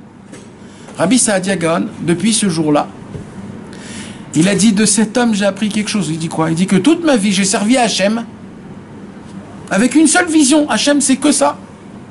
Hachem est l'air, Hachem Alar, Hachem Imlor, l'Olam Vaed, Hachem, il est partout, etc. Mais maintenant que lui, il a compris ça, c'est sûr qu'il y a une différence il y a 20 ans qu'aujourd'hui. Et qu'est-ce qu'il a fait, Rabbi Saadia Gaon? Il a commencé à faire des jeûnes jusqu'à la fin de toute sa vie. Et on lui a posé la question, on lui a dit, pourquoi tu fais des jeûnes? Il lui a dit, parce que je fais teshuva sur toutes les fautes que j'ai fautées auparavant. On a dit, mais de quelle faute tu parles? Et ça fait longtemps, tu as déjà fait teshuva. Il a dit, oui, quand j'ai fait teshuva quand j'étais jeune. Et Dieu aussi était jeune dans mon cerveau. Mais maintenant que je sais combien Dieu est grand, la teshuva que je fais maintenant, elle est encore plus forte. C'est ma mâche, cette Torah du Likutei Moharan. Rabbeinu, il dit, il n'y a pas que sur les fautes qu'il faut faire teshuva. Alors sur quoi il faut faire teshuva? À l'époque, tu avais rapetissé Dieu. À l'époque, tu disais, mais non, Dieu, la parnassa, il ne peut pas me la donner. Je suis obligé d'aller au travail pour avoir de la parnassa. Dieu, il ne peut pas me guérir. Je suis obligé d'aller chez le docteur pour ça. Et c'est comme ça qu'un homme, il mesure son Hachem en fonction. Et c'est pareil pour les tzadikim. Il y a des gens qui mesurent Rabbi Nachman. Ouais, Rabbi Nachman, il est grand jusqu'à là. Pas plus. Après, il y en a qui sont plus là. Et pareil pour les tzadikim, pareil pour la Torah. Il y a des gens qui mesurent la Torah. Oui, la Torah, le livre sacré. Mais aujourd'hui, il n'aurait rien à voir. Aujourd'hui, modernisation, le truc, le monde. C'est chacun comment il vise les choses, mes amis. Ça s'appelle, quand Rabbeinu, il dit, quand un homme, il ne peut pas faire teshuva parfaitement. Pourquoi? Parce que son Dieu, de lui, comment il le pense, comment il voit Dieu, il le voit tout petit, il le voit tout petit. Et Rabbeinu, il dit, pour cela, il faudra que tu fasses une teshuva sur une teshuva, une teshuva sur une teshuva. Et tout ça, ça s'appelle quoi? C'est de faire teshuva comment, mes amis? Pardon, Hachem, que j'ai manqué ton respect. Parce que dans ce monde, c'est ou mon respect, ou ton respect. C'est ou mon respect, ou ton respect, mes amis. Il n'y a que ça. Ou le kavod Hachem, ou ton kavod à toi. Et quand on faute, on prend notre kavod et on doit demander pardon à Hachem que malheureusement, on a utilisé un kavod qui n'appartient pas. Donc ça, mes amis, on va voir comment Rabbi Nachman appelle tout ce que je viens d'expliquer. Est-ce qu'on a compris ce que je viens d'expliquer? Parce que si on n'a pas compris, je répète, c'est vraiment important. C'est les bases de tout. Mes amis, c'est vraiment, si on rate ça, on rate un point essentiel dans la Torah Bava. Le moussag de tchouva sur tchouva. Je répète? Je répète? Tout. Alors, je lis dedans, on va un tout petit peu reprendre ce que j'ai dit, et après on va arriver au point où on est arrivé. Je suis dans le Seif Gimel, vers la fin du premier paragraphe, dans les mots Ve'afilu Im Yodea Adam Beatzmo. Il dit Rabbi Nachman, et même un homme qui se connaît. She'asa tshuva shlema. C'est quoi tshuva shlema? Ça veut dire quoi? Ça veut dire qu'il a fait une teshuva sur une teshuva de manière que il a vraiment laissé la grandeur d'Hachem. Ça veut dire il a demandé de tout son cœur, de tout son sang. Il a fini toutes les étapes et il a mamash demandé teshuva shlema. Il dit Rabbeinu, ne crois pas que ça s'arrête là. Afal piken, combien même, tsarir la sot tshuva al tshuva rishona. C'est-à-dire quoi? C'est-à-dire que tu fais tshuva, sur le fait que la première tchouva que tu as fait elle est trop petite, ou alors tu fais tchouva. Non, là, c'est pas la tchouva qui est petite. C'est ton Dieu que t'as rapte ici. Non mais quand il te dit tchouva, c'est-à-dire que la deuxième tchouva, tu fais tchouva sur le fait que tu as fait une mauvaise teshuva, une teshuva que tu croyais pas dans cette teshuva. Ah ouais. pas que tu fais une nouvelle tchouva. Non. Tu Tu refais teshuva sur tu t'excuses de la teshuva que tu as fait. Ah ouais. Comment c'est écrit, dit Rabbeinu? Mi yomar zikiti libi tarani mi chatati. Purifie-moi de mon chatati. C'est-à-dire que ma faute, c'est quoi? C'est mon chatati aviti pachati. C'est la tchouva que j'ai fait en rapetissant Hachem. Alors il dit Rabbeinu, non, maintenant tu vas faire tes tchouva en l'agrandissant. Parce que c'est quoi en l'agrandissant? C'est quoi grandir Dieu ou rapetisser Dieu? Ça veut dire quoi? C'est quand tu mets des barrières à Hachem. Ça veut dire Hachem, si tu fais pas comme ça, tu crois que dans ta tête, Dieu va pas recevoir ma teshuva. Il y a des gens qui croient, tant que j'ai pas pleuré dans ma prière elle est naze. Il y a des gens qui veulent arriver à Ouman et ils veulent que dès qu'ils touchent le tsioun de Rabbeinu, ils veulent être tous électrocutés. Ça fonctionne pas comme ça. Tu veux t'électrocuter, touche une prise, mon frère. Le tsioun de Rabbeinu, c'est pour pas être électrocuté. Le tsioun de Rabbeinu, c'est pour faire teshuva. Le tsioun de Rabbeinu, c'est pour que on puisse demander à Kadosh Baruch Hu par le mérite de Rabbi Nachman qui lui-même, il prie en nous dans le ciel et que nous on fasse teshuva, etc., etc. Mais les gens qui cherchent des sensations, les gens qui cherchent il y a de la drogue pour ça, mes amis. Il y a des gens qui prennent de la drogue, c'est exactement le même effet. Non, parce qu'il y a des gens qui dépendent de ça. C'est faux tout ça, c'est faux. La tchouva à 100%. Alors si c'est ça, Dieu l'aurait pas ordonné. Non mais elle existe à un moment donné, elle est 100%. Parce que la teshuva à 100%, c'est que ça la teshuva. Tant que c'est pas 100%, ça s'appelle pas une teshuva. Une voiture à 90%. Tu peux rouler avec une voiture à 90%? Alors, le but de tout, c'est quoi? C'est de faire une teshuva parfaite. J'ai dit qu'on pouvait faire tchouva de base. Comment tu peux avoir échoué à 100% si c'est par rapport à la grandeur de Dieu? Alors, Dieu est tellement... alors, de là, il y a une réponse. Il y a une réponse à ça. C'est quoi? C'est une autre Gemara. L'autre Gemara, elle dit Veshuv Yom Echad Lifne Mitatra. Fais teshuva un jour avant de mourir. La Gemara, elle pose la question, on l'a étudié le cours dernier, mais tu sais pas quand tu vas mourir. Alors quoi? Alors de là, la Gemara, elle répond quoi? Tous les jours, sois betchouva. Maintenant, je pose une question. Si Rabbeinu nous apprend qu'il faut faire toute ta vie teshuva sur la teshuva, alors il y a une haftacha, il y a une promesse. C'est quoi la promesse? C'est que moi, je voudrais qu'une seule chose. C'est que si tous les jours je dois faire teshuva, je demande que le dernier jour où je vais vivre, la teshuva que je vais faire, ce sera une teshuva shlema. C'est ça la teshuva shlema. En vérité, la réponse à votre question, c'est quand je fais la teshuva shlema, c'est le jour. Non, c'est le jour où tu as pris sur toi de toujours vivre en mode teshuva, de faire teshuva tous les jours. Et là, tu peux espérer que le dernier jour de ta teshuva, ça sera une teshuva shlema. C'est une aftacha de qui ça? C'est ça, c'est la Gemara qui dit. Veshuv yom echad lifnei mitatra, nimtza, kol yamav chai beteshuva. C'est pour que tu puisses faire la teshuva. Et là, ça s'appelle teshuva shlema. Et d'où je sais que c'est la teshuva shlema? Parce que c'est le maximum que j'ai pu faire. La preuve, j'ai fait ce que je peux. Donc c'est le maximum où j'ai pu arriver.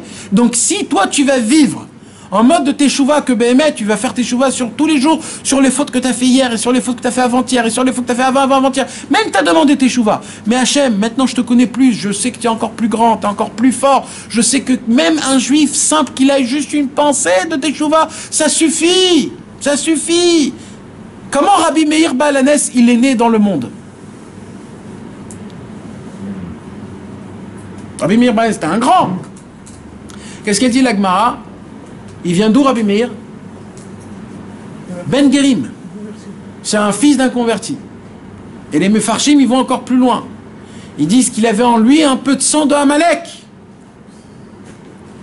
Imaginez-vous Rabbi Meir Balanès. Rabbi Akiva Eger, il pose une très grande question. Il dit comment Amalek a eu le mérite d'avoir un petit-fils qui s'appelle Rabbi Meir Balanès? Comment? Rabbi Akiva Eger, il pose cette question. Alvaï que moi j'ai un fils comme Rabbi Meir. Comment Amalek il a eu un fils comme Rabbi Meir? Rabbi Akiva Eger, il répond une réponse révolutionnaire. Quoi? Il dit comme ça. Vous vous rappelez à l'époque de Mordechai et Aman? Quand Ahashverosh il a appelé Aman, il lui a dit dis-moi, Aman, un homme qui t'a fait du bien, un homme qui t'a sauvé la vie, un homme que le roi il aime et il adore, qu'est-ce que toi tu lui donnerais? Aman, qu'est-ce qu'il s'est dit? Il s'est dit c'est qui cet homme-là? C'est sûr que c'est moi. Alors je vais lui dire le maximum. Il a dit quoi? Il a dit tu vas lui prendre la couronne du roi, le cheval du roi, la cape du roi, le sceptre du roi. Tu vas le mettre et il va tourner dans toute la ville. Et on va dire tous, voici ce qui se passe à un homme qui est l'ami du roi. Et là, qu'est-ce qu'Achashverosh dit à Haman? Va vite chez Mordechai et fais ça à Mordechai. Alors là, toute sa vie a chamboulé. Écoutez bien. Le lendemain, où c'était prêt, le cheval du roi, il est grand. Et Mordechai, il n'était pas très grand de taille.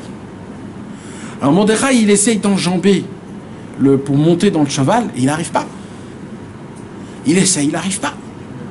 Et Haman, il dit, nous, vite, allez, j'en termine. Et il dit, j'arrive pas. Alors il dit, bon, qu'est-ce qu'il s'est fait? Il s'est mis à 4 pattes. Il a dit, et monte sur moi. Et au moment où Mordechai a posé son pied sur le dos de Haman, il a eu un hirour de teshuva d'1 seconde. Peut-être j'ai trop exagéré avec les juifs. 1 seconde. Bon, mais la rentrée, elle est sortie.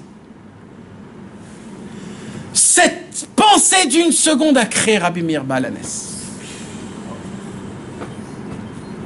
Rabbi lui dit, combien vous avez de pensées de teshuva par jour? Vous comprenez maintenant qui vous êtes? Vous comprenez ce que c'est une petite teshuva, même la plus basse des teshuva, même la plus basse, elle fait son effet. Mais il ne faut pas s'arrêter en bas. On veut avancer et avancer. On veut faire et ainsi de suite. Un homme qui fait Cheshbon Nefesh dans ses Iboyot tous les jours.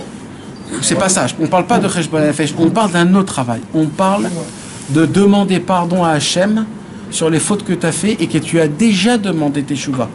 Et de faire teshuva sur la teshuva elle-même. Hachem, je te demande pardon quand hier, je t'ai demandé pardon. Parce que quand hier, je t'ai demandé pardon avec pas beaucoup d'émouna, avec d'arrogance, avec de l'orgueil, avec beaucoup d'ego. Et aujourd'hui, Baruch Hachem, je me suis un petit peu enlevé tout ça. Donc je te redemande pardon sur cette faute que j'ai fait. Sur ce teshuva que j'ai fait. Pas sur la faute en elle-même. Sur la teshuva en elle-même. Et en général, on a dit, c'est quoi la faute générale? On a dit, c'est le manque de kavod, qu'on n'a pas donné du kavod à Hachem. Toutes les fautes, ils ont un seul nom général. C'est que tu as choisi ton kavod au kavod de Dieu. Et c'est ça que tu dois demander teshuva sur teshuva. Alors à la fin de ta vie, tu dois faire 10 heures de pardon tous les jours. Non, c'est la même chose que tu dis. Chaque faute, j'ai pas bien fait teshuva, je refais, et chaque jour encore une fois. Surtout oui, sur toutes les fautes que j'ai fait avant-hier, hier et avant-hier, et tout ce que je me rappelle. On a dit, le général de la faute, ça c'est chacun, il fait ce qu'il a envie de faire. Mais ça c'est un travail, on doit vivre en mode de teshuva tout le temps. Quand tu lis une belle histoire du Baal Shem Tov, une histoire il t'allume. D'un coup tu dis, oh, ce que c'est. Qu'est-ce qui se passe à ce moment-là même? Tu as de la émouna. Il faut tout de suite faire teshuva. Pourquoi? Parce qu'à ce moment, t'es haut, ton Dieu il est grand. C'est quand qu'il faut que tu fasses teshuva? Quand tu es en pleine... en feu. C'est à ce moment où tu dis, Hachem, t'es grand, je te demande pardon sur tout ce que j'ai fait de mal et de bien, mais pas en fonction de ton kavod à toi. Normalement, Hachem, il ne doit pas nous compter. Qui on est, nous, pour Hachem? Hachem, le plus grand de tous. Hachem, et nous, on est des fauteurs, on est des sales, on est des voleurs, des violeurs, des menteurs. On est des gens, on est une race pourrie. Mais à Kadosh Baruch Hu, qu'est-ce qu'il y a? Regardez, c'est quoi la beauté d'Hachem, c'est quoi? Ke godel gdulato, car godel anvetanuto. Comment Dieu est grand? De cette même grandeur, son humilité est grande aussi. Son humilité, comment elle est grande, l'humilité d'Hachem? Elle est grande exactement comme sa propre grandeur. Comment elle est grande, le Dieu? Infini. Comment elle est l'humilité d'Hachem? Infini. Ça veut dire quoi? Ça veut dire que quand une fourmi a mal, Akadosh Baruch Hu descend et il lui dit, comment je peux t'aider? Qu'est-ce qui se passe, ma fourmi? J'ai entendu que tu as crié. Tu as eu mal, qu'est-ce qui s'est passé? Tu as une patte qui s'est cassée en deux? T'inquiète pas, on va s'arranger. Il te manque de quoi manger? T'as pas de trou pour avec tes copines? Je vais t'arranger ça. C'est ça Hachem. Donc à plus forte raison quand un homme il a fauté. À plus forte raison quand un homme il n'a pas d'émouna. Mais c'est un être humain. Quand il vient chez Hachem et il fait teshuva, à plus forte raison, alachat kama vekama, kal vachomer vekol sheken. que Akadosh Baruch Hu, il attend ce moment qu'un juif, il vient, il dit Hachem, je te demande de te connaître le plus grand possible, pour que je puisse avoir du date et de la émouna, pour que grâce à ça je puisse faire teshuva, pour que je puisse faire teshuva sur teshuva, pour que je suis zoré du kvod Eloki. Et quand je suis zoré du kvod Eloki, je peux te servir à la perfection avec du sang qui est bon et qui est propre. Et ça, c'est que le commencement. C'est comme ça qu'un homme il doit demander. C'est comme ça qu'un homme il doit servir Hachem. Et mes amis, c'est pas compliqué, parce que dès que tu as dit ces mots, tu es rentré dans le mode. Et comme ça tous les jours. Et à chaque fois que tu en penses, tu te rapproches un peu plus de Dieu. Et Dieu, il te dit, ah, tu veux me connaître? Tu veux me connaître combien je suis grand? Je vais te faire montrer combien je suis grand. Et là, tu vas avoir un problème. Au tout début du problème, qu'est-ce qui va se passer? Comme tu as beaucoup de mauvais sang, tu vas toujours expliquer le problème pas bien. Mais tu vas dire, attends. On avait étudié dans la Torah Vav que Béhémet, Akadosh Baruch Hu, il se cache partout. Alors Béhémet, moi, je vais essayer de vivre cette situation à côté d'Akadosh Baruch Hu. Tu vas prier à Hachem, et quand tu vas prier à Hachem, Hachem, il va montrer sa main droite, il va te faire montrer des miracles, comment tu t'es en sorti de tous tes problèmes. Et là, tu vas dire, oh là là, Hachem, combien t'es grand Hachem, qu'est-ce que j'ai honte que je t'ai mis en question, que je me suis posé des questions sur toi, combien je suis un imbécile, je t'ai limité, Ribono Shel Olam. Et là, tu dis, pardon Hachem que je t'ai limité. Tchouva. T'es monté de niveau, t'as avancé dans ta vie, mon frère, t'as fait tout ce qu'il fallait pour un but. Car quand un homme fait teshuva, asa lefi asa gato, il a fait teshuva, comment? En fonction de sa perception de combien est grand Dieu. Si j'ai un Dieu qui est tout petit, qu'il faut que je fasse énormément, et que si je fais pas comme ça, comment il a dit Rabbeinu? Rabbeinu a dit une bombe atomique de parole, il a dit Rabbeinu. Un jour, quelqu'un est venu chez Rabbeinu, et il lui a dit, Rabbeinu, j'ai pris sur moi de faire teshuva, et il lui a fait montrer une liste de choses qu'il a pris sur lui. Se rouler nu dans des ronces de roses, de s'asseoir à côté des nids des fourmis, de les laisser monter sur son corps et les piquer, de rentrer dans des endroits où il y a des abeilles et de se laisser piquer, de jeûner, de se rouler dans la neige, de casser la glace, une série, mes amis, une liste de malades. Et le monsieur, il les a fait. Il a fait montrer ça à Rabbeinu. Il a dit, qu'est-ce que vous en pensez, Rabbeinu? Rabbeinu a dit, aïe. Plus la liste elle est longue, plus je vois combien ta émouna est petite. Il lui a dit, Atarotse les shached et Hashem itbarach. Comment on dit les shached? Tu veux corrompre Hashem itbarach avec tes mortifications? Tu crois qu'Akadosh Baruch Hu, il a besoin d'une longue liste pour te pardonner? Tu crois que c'est en fonction de combien tu t'es mortifié que Hashem il va te pardonner? Mais Dieu, c'est quoi? Même un être humain, il a pitié de toi, il te dit allez, vas-y, dégage. C'est quoi? Qu'est-ce que tu es en train de te faire? T'as autant pas d'émouna? Ça veut dire en fait tu dois te rajouter encore pour que toi tu puisses comprendre. Ah ça suffit parce que si je fais ça c'est sûr que tu bitchouva. Ah pour toi en fait il y a un médette comme on dit. Il y a une mesure. Et il dit ben le pauvre t'as pas d'émouna. Il lui dit Hachem Itbarach avec un mot il peut te pardonner. Mais il faut que ce mot il soit avec le cœur. Alors toi comme t'as pas de cœur tu t'es dit je vais faire du business avec Dieu. Je vais le corrompre. Je vais faire des choses que personne n'a fait. 6 heures, dites bonne et doute. Je vais faire truc comme ça, je vais faire truc comme ça. Eh ben mon frère, continue. Tant, il dit Rabbeinu, maintenant j'ai compris. Celui qui n'a pas d'émouna, mais mec, il a besoin de faire plein de choses parce qu'il n'a pas d'émouna. Alors un homme qui n'a pas d'émouna, il faut qu'il jeûne, il faut qu'il roule dans la terre, il faut tout ça, il n'a pas d'émouna, il croit que sans ça on ne peut pas le répondre. Mais un homme qui a la émouna, il dit Rabbeinu, il suffit qu'un homme il lit un Mizmor Tehilim avec son cœur, avec de l'espérance, en s'attachant à Hachem, en s'attachant en regrettant tout, un psaume de Tehilim, un seul, il le fait sincère en comprenant les mots. Akadosh Baruch Hu lui dit, c'est fini mon fils, il n'y a plus rien, t'es tout neuf. Neshama Chadasha. Mais on n'a pas d'émouna. C'est exactement ça. Ve'achakar ke bevadai kesheose teshuva bevadai umekir umesig yoter et Hashem itbarach. Là, Rabbeinu, il écrit 2 fois le mot Bevadaï, Bevadaï. Bevadaï, ça veut dire quoi en français? Certain, une certitude. Quand Rabbeinu il dit dans la même phrase 2 fois Bevadaï, c'est que c'est pas juste une certitude. C'est une réalité. Bevadaï de quoi, il dit Rabbeinu? Ça c'est une certitude, mes amis, un klal. Quoi? À chaque fois que tu fais tes chouvas, ton Dieu il grandit. Ta émouna, elle grandit. Ta perception, elle grandit. Elle, c'est comme ça, mes amis. Pourquoi? C'est quoi tes chouvas? Vous savez combien d'émouna il faut pour faire tes chouvas? C'est quoi tes chouvas? Tes chouvas, c'est admettre que l'action que tu as fait est mal.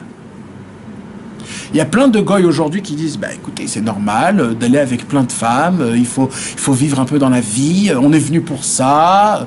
Pour eux, c'est hyper normal, hyper. Va leur dire maintenant que c'est interdit, ils vont dire mais alors pourquoi t'es venu dans ce monde? Si c'est pas pour alors eux, ils comprennent pas. Ça c'est une saga, chacun il a sa perception. D'accord? Maintenant, qu'est-ce qui se passe? Il y a un homme que qu'est-ce qu'il fait? Son corps lui dit c'est bien de faire ça. Et mon esprit me dit, Hachem m'a dit que non. Alors qu'est-ce qui se passe? Je fais cette avéra, et dès que je fais cette avéra, mon esprit me dit c'est pas bien. Et je crois qui là? Là je crois mon esprit. Et là je ne crois pas à mon corps. Mon corps il m'a dit c'est bon, mais dans ma tête je me dis c'est pas bon. Donc t'as fait quoi? T'as fait beaucoup d'émouna là. Et là tu vas faire quoi? Tu vas demander pardon à Hachem. Donc t'as besoin de te renforcer dans la émouna quand tu fais tes chouvas. Il dit Rabbeinu, quand tu fais tes chouvas, tu es obligé d'agrandir Dieu. Pourquoi? Parce que c'est quoi tes chouvas? Tes chouvas, c'est j'ai un sac de problèmes et je le supporte. J'en peux plus, il est trop lourd. Et je viens dans un endroit spécialisé pour eux, ils me prennent les sacs. C'est qui? C'est la Teshuvah. Mister Teshuvah. Mister Teshuvah, il te prend tous tes bagages lourds. Toutes tes fautes que tu supportes sur toi, tu les prends et tu l'enlèves de toi et tu les mets là-bas. Quand un homme il fait Teshuvah, qu'est-ce qui se passe? Tu enlèves toutes les fautes que tu as fait. Quoi? C'est tout? Ça suffit? Ouais, c'est tout. Mais comment c'est possible? C'est hyper facile. Si c'est facile, fais-le. Fais-le. Tout le monde dit c'est facile et personne ne le fait. Si c'est facile, fais-le. On va voir si tu es sérieux. Fais 100 fois Teshuvah par jour. Fais-le. Ne t'arrête pas si tu y crois vraiment. Ah, tu y crois pas. Donc tu le fais pas. Donc c'est pas facile. Rabbeinu dit Bevadaï que c'est facile. Il faut juste le faire. Fais-le une après l'autre. Et une après l'autre. Et refais encore tes chouvas et encore tes chouvas. Parce qu'à chaque teshuva que tu vas faire, il dira Rabbeinu quoi? Qu'est-ce qui se passe? Hachem dans ta tête, il grandit. Ta émouna, il grandit. Que quoi? Que toutes les fautes que j'ai faites, je m'en débarrasse. Je me sens bien. Je suis plus lourd. Je suis plus encombré. Ah, mais j'ai fait comme ça. Oui, j'ai demandé pardon à Hachem. Et t'as fait comme ça? Ça aussi, j'ai demandé pardon à Hachem. Je suis libre. Je suis comme un petit oiseau, je peux voler.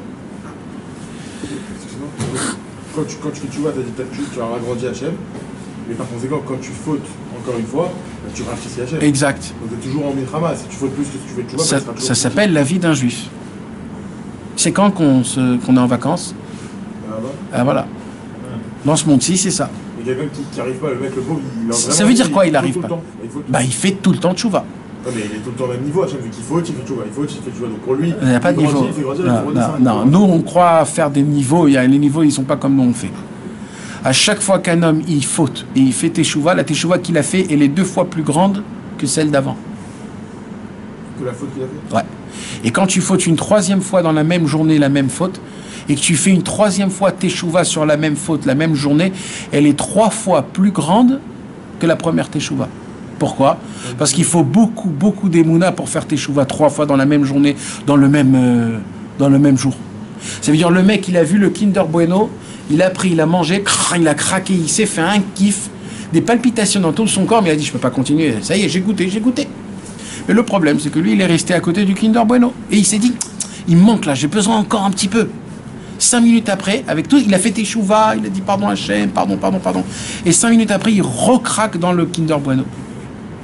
De faire teshuva dans le 2e Kinder Bueno, il est beaucoup plus difficile que la première fois. Pourquoi? Parce que là, mon frère, t'es en train de te mentir. Là t'as menti tout le monde. Ok, pareil à l'envers. Alors, quoi pareil à l'envers? Manger le Kinder Bueno la 2e fois, c'est plus dur aussi que pour toi que de le manger la première fois. Non, la Gemara, elle nous apprend. T'as fauté une fois, t'as enlevé une très grande barrière. Une 2e fois, elle est moyenne. La 3e fois, il n'y a plus aucune barrière. C'est encore plus facile de fauter. C'est facile de fauter, mais c'est encore plus dur de faire teshuva. Imagine-toi un homme, il a mangé, il a terminé le Kinder Bueno, il est tellement devenu fou, il est parti sans en acheter un. Il est venu, il a mangé. Tu sais combien de force il faut faire teshuva dessus? Il va te dire, mais c'est pas possible. Là, je suis un malade mental. Mais laisse tomber, je suis pas fait pour ça. Rabbeinu dit, si tu fais teshuva, elle sera encore plus forte que tous les autres. Donc en fait, à chaque fois que tu fais teshuva, tu restes pas au même niveau. Tu doubles de niveau. Tu doubles. Imagine-toi un homme, ça fait 15 ans, il essaye de garder sa shmirat abrit. 15 ans 15 ans, il tombe. Ça fait 15 ans qu'il tombe. Un jour, il dit à Hachem, ça ne peut pas. Il y a un moment où il faut que ça s'arrête. Mais lui, à chaque fois qu'il tombe, il dit, pardon mon Dieu, pardon. Et il retombe, et à chaque fois, il dit pardon. Il y a un moment où tu dis, t'arrêtes. Mais lui, ce qu'il ne sait pas, c'est que ça fait 15 ans, il ne sait pas multiplier. Il s'est quadruplé. Là, il est dans le niveau d'un Tana de la Gemara, cet homme-là. Et alors qu'il faute des graves fautes. Mais c'est quoi sa puissance? C'est qu'il croit dans la tchouva plus que dans la faute.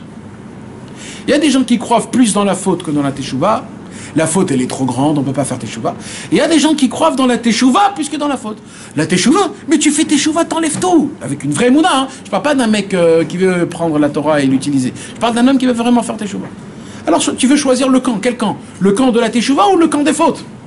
Et c'est comme ça, et comme ça toute ta vie, dira Beno. Toute ta vie, tu es en mode teshuva. Alors toi, tu crois que tu es en mode teshuva, tu recules, t'avances. Tu recules, t'avances. Ce que tu sais pas, c'est qu'en fait, c'est un tapis roulant. En fait, tu n'as fait qu'avancer. Tu avances sans savoir. Et tu recules dans un tapis roulant. Qu'est-ce qui se passe quand tu recules dans un tapis roulant? Tu avances quand même. Qu'est-ce qui se passe quand tu recules dans un TGV? Tu avances à 300 km/h. Mais je suis en train de faire une Avera.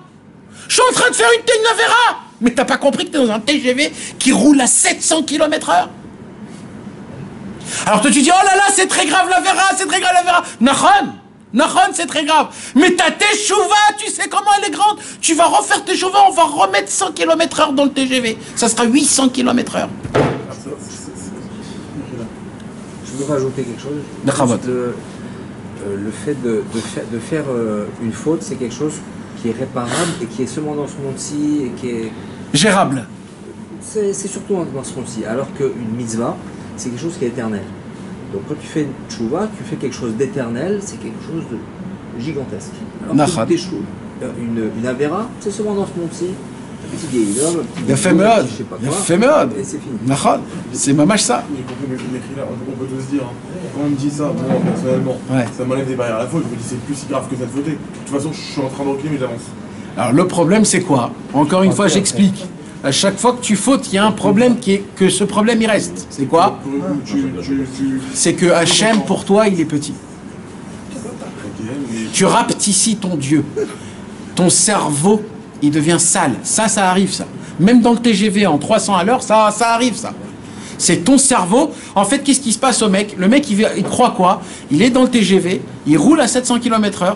Qu'est-ce qu'il se dit tellement qu'il est timbré? Il dit en fait, nous, on reste. C'est dehors que ça bouge très vite. Mais nous, on reste sur place. C'est ça ce qu'il dit.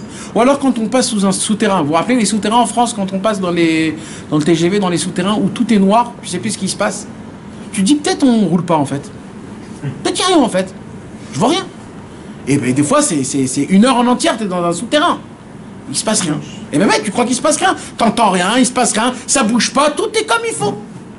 Ça c'est quoi? C'est quand toutes les fautes que tu fais, tu crois, Nahon, que tu avances. Si tu es en mode teshuva tout le temps, c'est oui.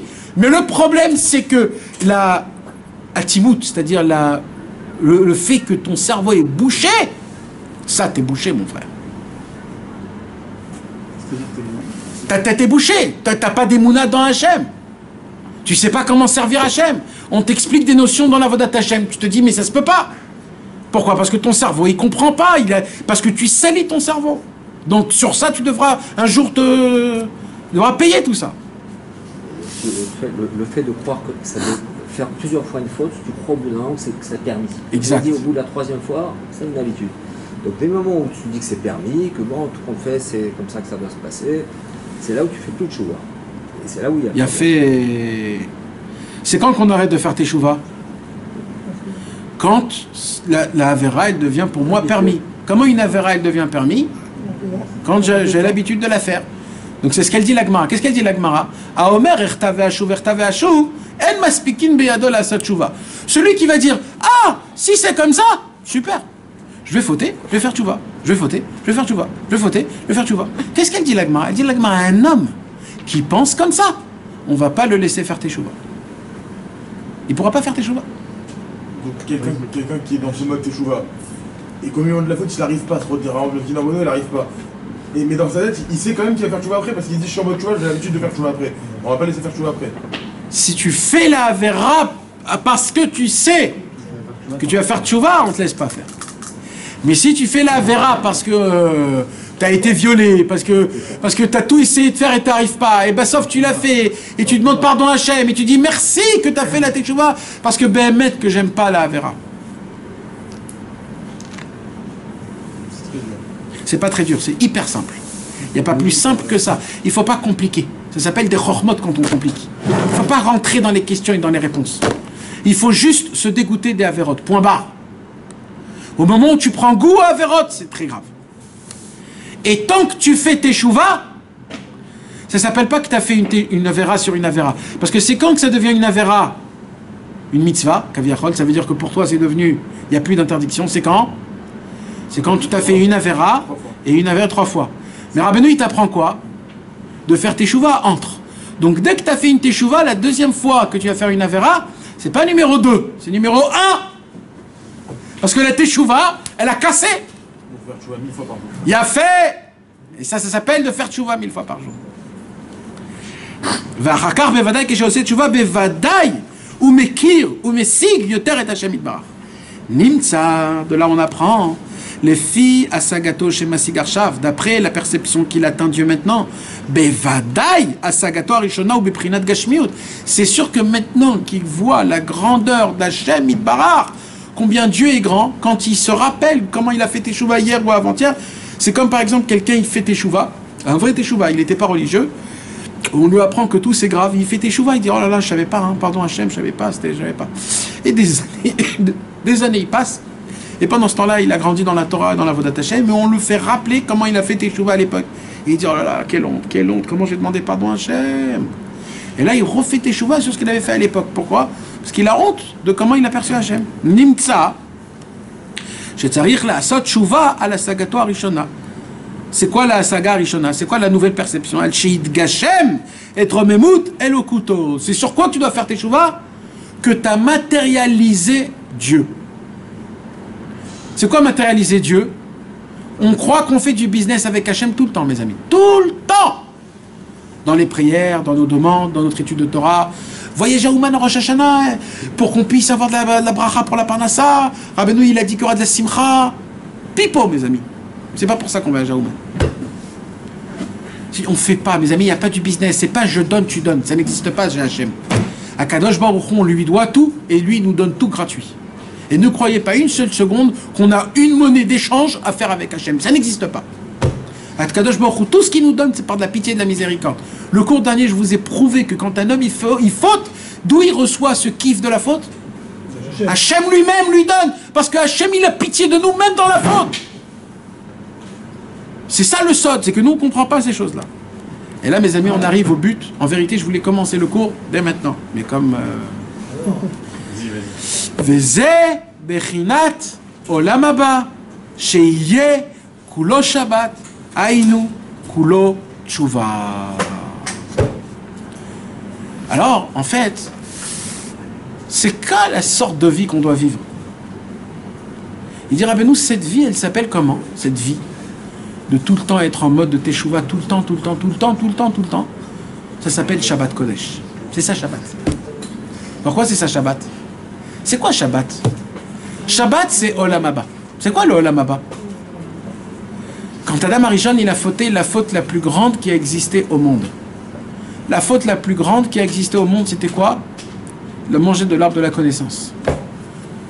Quelques heures après qu'il a été construit, Adam Arishon, il a fauté. Quand Adam Arishon, il a fauté, Akadosh Baruch Hu a maudit la terre, dit malédiction. Il a maudit le serpent, dit malédiction. il a maudit la femme, 10 malédictions, et quand il est venu maudire l'homme, Shabbat est rentré. Adam Arishon. Il a voulu maudire Adam Arishon. Après Shabbat. Qui a voulu maudire? Hashem Yitbarach, HaKadosh Baruch Hu. C'est après Shabbat. Mais quand il a voulu maudire Adam Arishon, comme c'était vendredi après-midi la faute, Shabbat est rentré. Dès que Shabbat est rentré, Hashem ne pouvait pas maudire Adam Arishon. Adam Arishon, il a dit quoi? Shabbat est aussi grand qu'il peut arrêter Dieu. Mais ça veut dire quoi alors? Et il a compris que qu'est-ce qui se passe Shabbat? Shabbat, tous les mondes montent à leurs racines. Ça veut dire quoi? Tout ce qu'on fait de pas bien déclenche des avalanches. Tout ce qu'on fait de bien, ça remet les problèmes. Chaque faute crée quoi? On fait descendre des choses saintes dans des endroits sales. Comme ça c'est. Et quand on fait des bonnes mitzvot, qu'est-ce qu'on fait? Alors on élève la matérialité vers la spiritualité. Shabbat, dès que Shabbat y rentre, toute la matérialité elle monte dans la spiritualité. Tout ce qu'on vit Shabbat, c'est spirituel. Le Shabbat, c'est un avancement du Olam Haba. Maintenant, le problème, c'est qu'aujourd'hui, personne ne sait ce que c'est Shabbat. Parce que personne ne reçoit ce cadeau avec de la simcha et avec de la émouna, avec de la préparation, avec de la spiritualité, en gardant la halachot de Shabbat, de ne pas parler des sichot roulin, de ne pas faire des mauvaises choses, de ne pas jouer des jeux qui sont... C'est de consacrer le Shabbat dans la Gdusha, dans la Tahara, dans les mitzvot, dans les maasim tovim, dans la tzedaka, dans les arnasat orim, dans les zmirot de Shabbat, dans des tables belles, avec beaucoup de prières et beaucoup de chants. Quand un homme y vit de cette manière-là, le Shabbat n'est pas pareil. Le Shabbat, mes amis, c'est quoi? C'est un endroit où il est tellement élevé que la faute, elle n'existe pas. Il n'y a pas de faute Shabbat. Il n'y a pas. C'est au-dessus des fautes. Le Shabbat, il est dans un endroit tellement élevé que la faute, quand elle monte dans le ciel, elle n'atteint pas le Shabbat. Le Shabbat, il est plus haut. Donc dans le Shabbat, il n'y a pas de faute. Qu'est-ce qui s'est passé en fait? Pourquoi Hashem, il n'a pas maudit Adam Arishon? Parce que dès que Shabbat est rentré, la faute n'existait plus.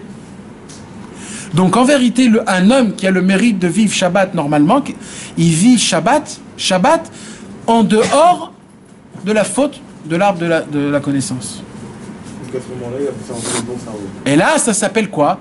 Il dit Rabbeinu, si tu atteins Hashem du niveau de Shabbat, Olam Haba, tu comprends que t'as pas de faute.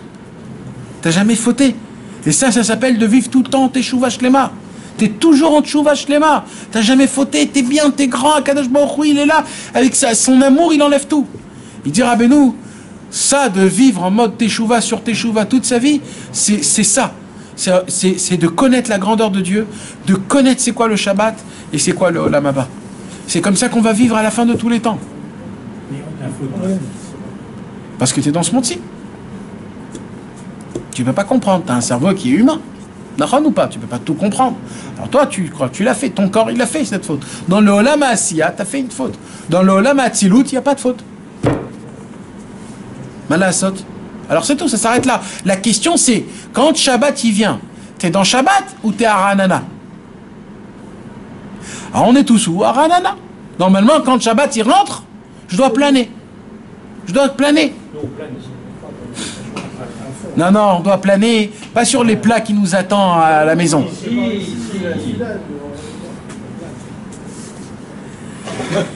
Mais Ezrat Hashem, si c'est comme ça que Dieu y veut, on va continuer le cours sur Shabbat Kodesh la semaine prochaine et ça sera le dernier cours de l'année. Le cours avant Rosh Hashanah. Donc c'est bien aussi qu'on parle du Shabbat parce que c'est le Shabbat. Rosh Hashanah, on dit Yoma Arichta, c'est un grand seul jour. Et comme c'est comme un Shabbat Kodesh, et le Shabbat c'est le tzaddik qui dit Rabbi Shimon Bar Yochai, Antu Shabbat de Kula Yoma. Le Zohar il dit sur Rabbi Shimon, je suis le Shabbat de tous les jours. Les tzaddikim ils ont un mérite quoi? C'est que eux ils attendent pas Shabbat pour vivre dans Shabbat. Pour eux tous les jours c'est Shabbat. Tous les jours c'est Shabbat. Eux ils vivent en Olam Haba en mode Teshuvah tous les jours. C'est pour ça que Shabbat c'est les mêmes mots que Teshuvah et les mêmes mots que Boshet, Boucha. C'est les trois fondations de la Torah Vav. La honte, la Teshuvah et le Shabbat. C'est quoi une vraie Teshuvah? Quand il y a le Shabbat et quand il y a la Boucha. On dit sur Shabbat, Yichola ish et terachem. Dans le Shabbat lui-même. Et Rabbi Nathan, il dit dans Ilchot Shabbat al Chazaïn que ça c'est une halakha très très importante à étudier, qui est sur Net Torah et qui dévoile beaucoup de secrets sur notre Torah. Et là-bas, il dit Mefourach, Rabbi Nathan, il dit là-bas que le Shabbat en lui-même, c'est la Teshuvah. En lui-même. C'est-à-dire, tu me poses la question, qu'est-ce qu'il faut faire alors Shabbat? C'est pas une question à poser, c'est le da'a du Shabbat en lui-même que c'est une réparation, c'est la Teshuvah. C'est un truc de fou, c'est un truc de fou. Comment on fait alors pour vivre un bon Shabbat? Ça commence par la préparation. C'est quoi la préparation? C'est quand qu'on commence à préparer Shabbat? Mercredi. Mercredi, dès qu'on dit à Yom Revi'i Be Shabbat Kodesh, chez Bo Yoel Levi Morim Bet Hamikdash, on dit El Nekamot. Dès qu'on dit El Nekamot Hashem, à la fin il y a l'Echun Eranena. Dès qu'on dit l'Echun Eranena, et Arat Shabbat Kodesh, elle rentre. Dès mercredi matin, la lumière du Shabbat, elle rentre. Qu'est-ce qu'il faut faire dès mercredi matin? Il faut commencer à préparer quelque chose pour Shabbat. Qu'est-ce qu'on fait d'après la halakha? Première chose, c'est de laver des habits, les Chvat Shabbat, le mercredi. Le jeudi, acheter de la nourriture. Et le vendredi, préparer Shabbat. Il y a une yann de préparer le manger de Shabbat vendredi. Parce que, bon, c'est que des inyanim. Hein. Celui qui peut, il peut. Celui qui peut pas, il peut pas. Mais c'est stam à inyan, parce que la gdusha de Shabbat, elle est là. Et Erev Shabbat, tu vas au mikvé le plus tôt possible. 1h30, vers 1h30 de l'après-midi, le plus tôt de Chatzot Hayom. Et dès que tu vas au mikvé, tu t'habilles en Shabbat et tu essayes d'aider ta femme jusqu'à 1h30. Fais le maximum que tu peux jusqu'à 1h30. Laver le salon, préparer les nérotes de Shabbat, mettre la table. Ça, c'est l'homme qui doit faire, mes amis. Avant le mikvé, ça. Ça, c'est avant le mikvé. Et d'aider ta femme si elle a besoin avec les enfants. Il faut qu'à 1h30, tu sois au mikvé. Et après, bien sûr, chacun, il fait ses ignanis. Mais le top, c'est qu'après 1h30, tu vas à la synagogue et tu commences à faire Shnai Mikra, Shira Shirim, l'écouter de Philot, Teilim. Tu commences à étudier un peu des Chidushim sur le Shabbat Kodesh, sur la paracha de la semaine. Et là, je peux te dire que quand tu vas rentrer dans la Tfilat Arvit, quand tu vas monter à la maison, et ça ne sera pas les salades que tu attends. Ça sera les mirotes de Shabbat. Tu veux une lumière, tu vas dire je me sens bien, j'ai envie d'étudier. Ça sera un autre Shabbat, c'est pas le même Shabbat. Et ça, pour ça, mes amis, il faut prier. Sans la prière, on ne peut pas atteindre à ça. Mais sachez que ça existe, c'est tout. Sachez que ça existe. Voilà, mes amis. On espère, Bezrat Hashem, le cours prochain. Hein? Il y a cours la semaine prochaine. Bezrat Hashem, s'il n'y a pas de problème, il y a de cours avec l'aide de Dieu. Et on parlera donc du Shabbat Kodesh, la Teshuvah du Shabbat et du Olam Haba, Bezrat Hashem. Si tu veux, Nathan, Shabbat Teshuvah. Ouais, c'est sans bon, Shabbat Teshuvah. Tu veux avoir la lettre après ça? Ouais, c'est 5